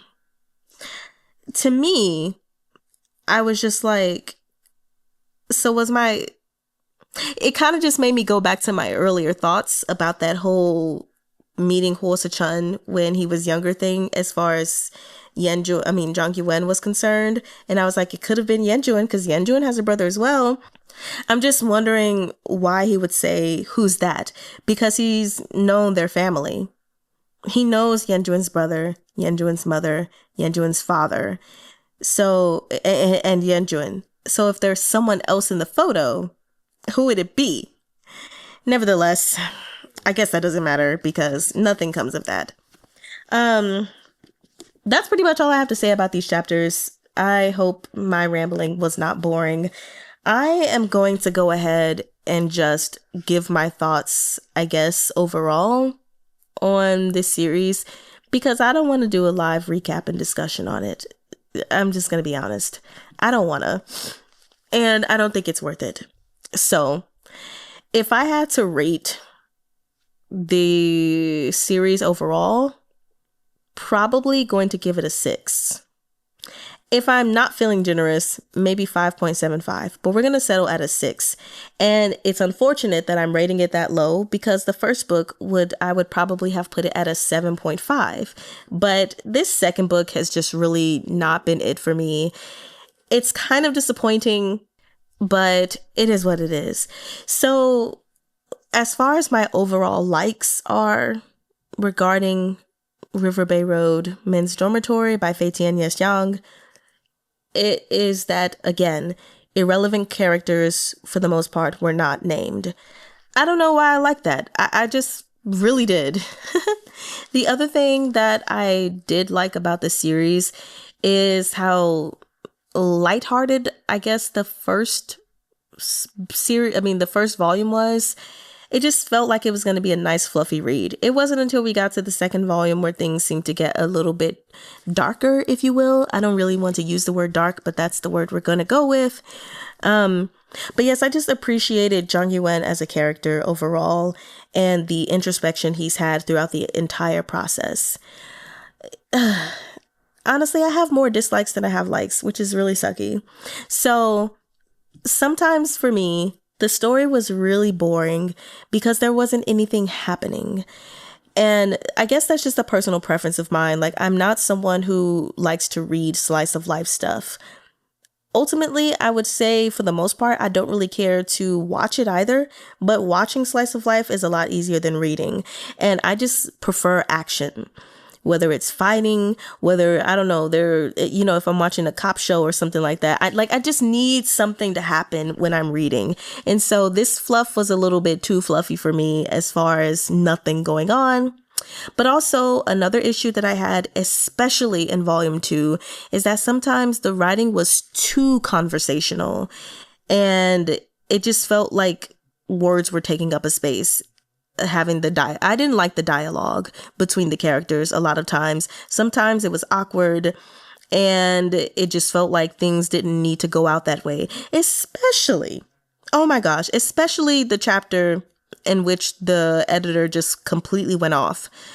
All of that which was said, I was like, oh my God, what is this dialogue? It wasn't even a dialogue. It was just a monologue. I was like, please shut up. Or even thinking about Suh-chun when he was telling Yue Wen about his life history.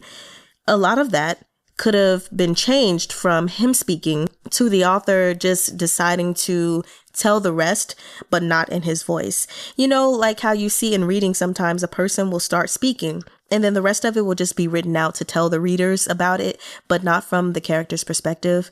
So it was just a lot. And maybe I wouldn't have a problem with it as much if I were just reading it in my head.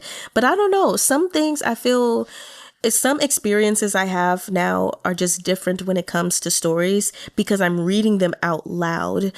So maybe that's not an actual issue in general, but it felt like one for me because I'm reading out loud. And I did not like having to read Suh-chun's story in Suh-chun's voice. Not because of his voice, but I just didn't like having to be Suh-chun for so long and reading his thing. And I definitely did not like being the editor for so long to read his thing. So, yeah. But I don't know. For me, the other issue that I have is that there were a few times where I had to edit myself while reading to you guys because of the editing. For example, there was a part in the story where it said, in the car, they all burst out laughing in the car. And I was like, why is it in the car in the beginning and in the car in the end? And then another example, it was said like that evening, he sat by the riverbank that evening and watched some kids playing, blah, blah, blah. And so I was like, okay. So I don't know what was happening during the editing process, but I wasn't feeling that because it happened one too many times for me. But the thing that I dislike the most, and I'm sorry, this is so negative, Nancy. I'm not like bashing the book or anything, but these are just things I don't like. Volume 2 felt like it was not written by the same person. That's just how I feel. Everything that I mentioned in my overall dislikes is why I feel that way. I feel like Volume 1 was just much more interesting. Even though there wasn't a lot happening, it was just more interesting. And the conversations weren't overly done, if you will. And they didn't feel as awkward, even though there were some awkward moments. But it was just not it for me. Especially when we got to the final 6 or so chapters, because I feel like Fei Tian Xiang was like, oh, here are all these ideas I have. Let's just hurry and throw them in before the series ends. Which to me, all of those things that were thrown in were extreme overkill. Maybe it wouldn't have felt that way if there was a 3rd volume for the series, but it definitely felt that way for me to be reading this stuff in the last 100 or so pages in the volume. It's like you had these ideas and you were like, oh shit, I forgot about them. Let me put them in here. And I really wasn't feeling that. And then all of those problems came and there wasn't good enough resolution, in my opinion, for any of them, which was a little disconcerting. I'm not even sure if that's the right word I'm looking for. Hold on. Yep, it was. I had to Google it really quickly just to make sure I was using the word properly. So those are my overall dislikes on the series and all I can think of at the moment that I actually want to talk about. So I think it's pretty clear that my favorite main character is Yue Wen. I've already explained before that I just really like his character overall. He's a nice person. And I think even in his reflection time, you know, where he's like, oh, I've been lying to people, or maybe I'm just a nice guy because I want people to have a reason to look up to me so I can look down on them once, you know, I give them these nice things and stuff. You know, I think that just shows overall how good of a person he is. It's kind of like a person going through life and asking, like, if they're, let me try to give a better example. It's kind of like when everything fell out between my mother and I was thinking to myself, like, am I a bad person? Did I do this wrong? Did I do that wrong? Am I a narcissist? And it's not to say it's always the case, but it was one of those things, like my therapist said, the fact that you're even asking this question shows that you're not. And so that's how I kind of think about Zhang Yuwen, when he's talking about his issues and everything like that. To me, it's like, even if you may have some little bit of ill intent or selfish reasons for the reason you do things you do, I still think that overall you're a good person and you are just living out the way that you know how and thinking the way that you have been taught based on your life circumstances. But that doesn't mean that there can't be some minute or maybe big shifts that could change your inner self while still doing the same things, outwardly. So I like his character, and my favorite side character, if you will, sub character, is Chahng. I think I expressed that before. He's just a really down-to-earth guy. Yeah. I like him. He's cool. My least favorite character at one point was Jung Weize, but it actually turned into Chang Jinxing, even though in the end he ended up apologizing to Jung Weize, realizing that he caused a lot of grief for the man. And, he had some good friendly moments. He's still my least favorite character. Yeah. I don't have any favorite quotes other than the watermelon and sesame seed one. Yeah, that's pretty much it. So yeah, I guess that's all I have to say about Riverbay Road. It was an interesting experience. I definitely won't be reading this series again. Probably won't recommend it either. So anyway, I shall move on. Even though I've already made a post about it, I just want to go ahead and say again that on November the 26th, which is going to be this coming Wednesday, I will have officially reached an entire year of posting on YouTube, which is really, really exciting. And I'm just so happy and so grateful to all of you who have been here throughout the journey, no matter when you joined. And so we are going to celebrate this on Friday, the 28th. That seemed to be the most desired day. It's Friday at 10 a.m. Eastern Standard Time, 7 a.m. Pacific Standard Time. And the goal is for us to do some Q&A. I put 30 minutes, but it can be over that. It doesn't really matter. Danmei Bingo, which I'm still working on, and once I have those completed, I'll post those for you guys to pick which ones you want to use. And so, of course, with that, you can print them out if you want, make your own strips of paper to cover them, or if you want to just use a marker to X them out, whatever, fine. I don't care how you do it. But the point is, we're playing Danmei Bingo just for a little bit. Maybe we'll play another game. I don't know. And then we have a surprise fanfic chapter reading. I was very excited. I reached out to a couple of people on Archive of Our Own, and I was like, oh my gosh, I hope they respond in time. And one person did respond in time. So I was very, very excited to see that. So I won't tell you what the Danmei series is, and I won't tell you what the fanfic is. I'm just telling you we're going to be reading the opening chapter. And I hope that it sparks your interest in it, because it is one of my favorite fanfics for this series. So then the last thing that I just want to talk about, gosh, I need to stop talking again, is how we're finishing out this year. Because we got through things a lot faster than I anticipated, starting with you, pretty much down this line. So starting December 1st, and I believe going all the way to January 2nd, technically, because there are 32 chapters, there's going to be a chapter a day released of SVSSS on Patreon only. I cannot stress that enough, that it is a Patreon exclusive. I've been recording these books over the last several months and just uploading a chapter day by day. And I still have like 6 chapters left, but that is what it is. So I hope you guys enjoy that.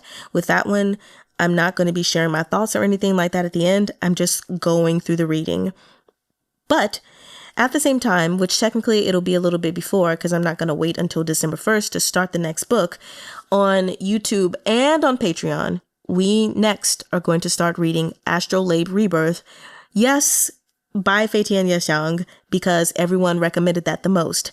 And while I'm a bit more nervous now, after having read Riverbay Road Men's Dormitory, I'm still gonna hold out hope because this is a completely different kind of book, completely different setting, and I think someone said that this is more sci-fi, so that's a bit exciting. And it's only one volume, and like I said, I enjoyed the very first volume of Riverbay Road. Anyway, sometimes authors have their slumps or their not so good points, but I think that sometimes that also depends on the genre or that they're writing in. So I'm not going to write off Fei Tian Xiang just because I didn't like this standard modern novel. I could very much like the this sci-fi one, and I'm still super, super excited about Legend of Exorcism. So then after Astrolabe Rebirth, we're going to read The Imperial Uncle by Dafeng Guaguo. That is taking us back in ancient times, thank God. Only one book, so sorry, it's taking a lot out of me to just talk like this. After that, it doesn't matter if I breeze through these things, or blow through them, I should say, or if I take my time. No matter what, any days left in the year, we will not be reading anything else, and we will just wait until the new year before we start Chang. So again, that is starting January. So January the 1st is on a Thursday. And yeah, that's it. I don't have anything else to say. Just, you guys, let me know your thoughts and reactions to this series overall. Yeah. I need to stop talking. Okay, my voice is getting tired. You all have an excellent day and or night, and I'll see you next time. Well, Einiman.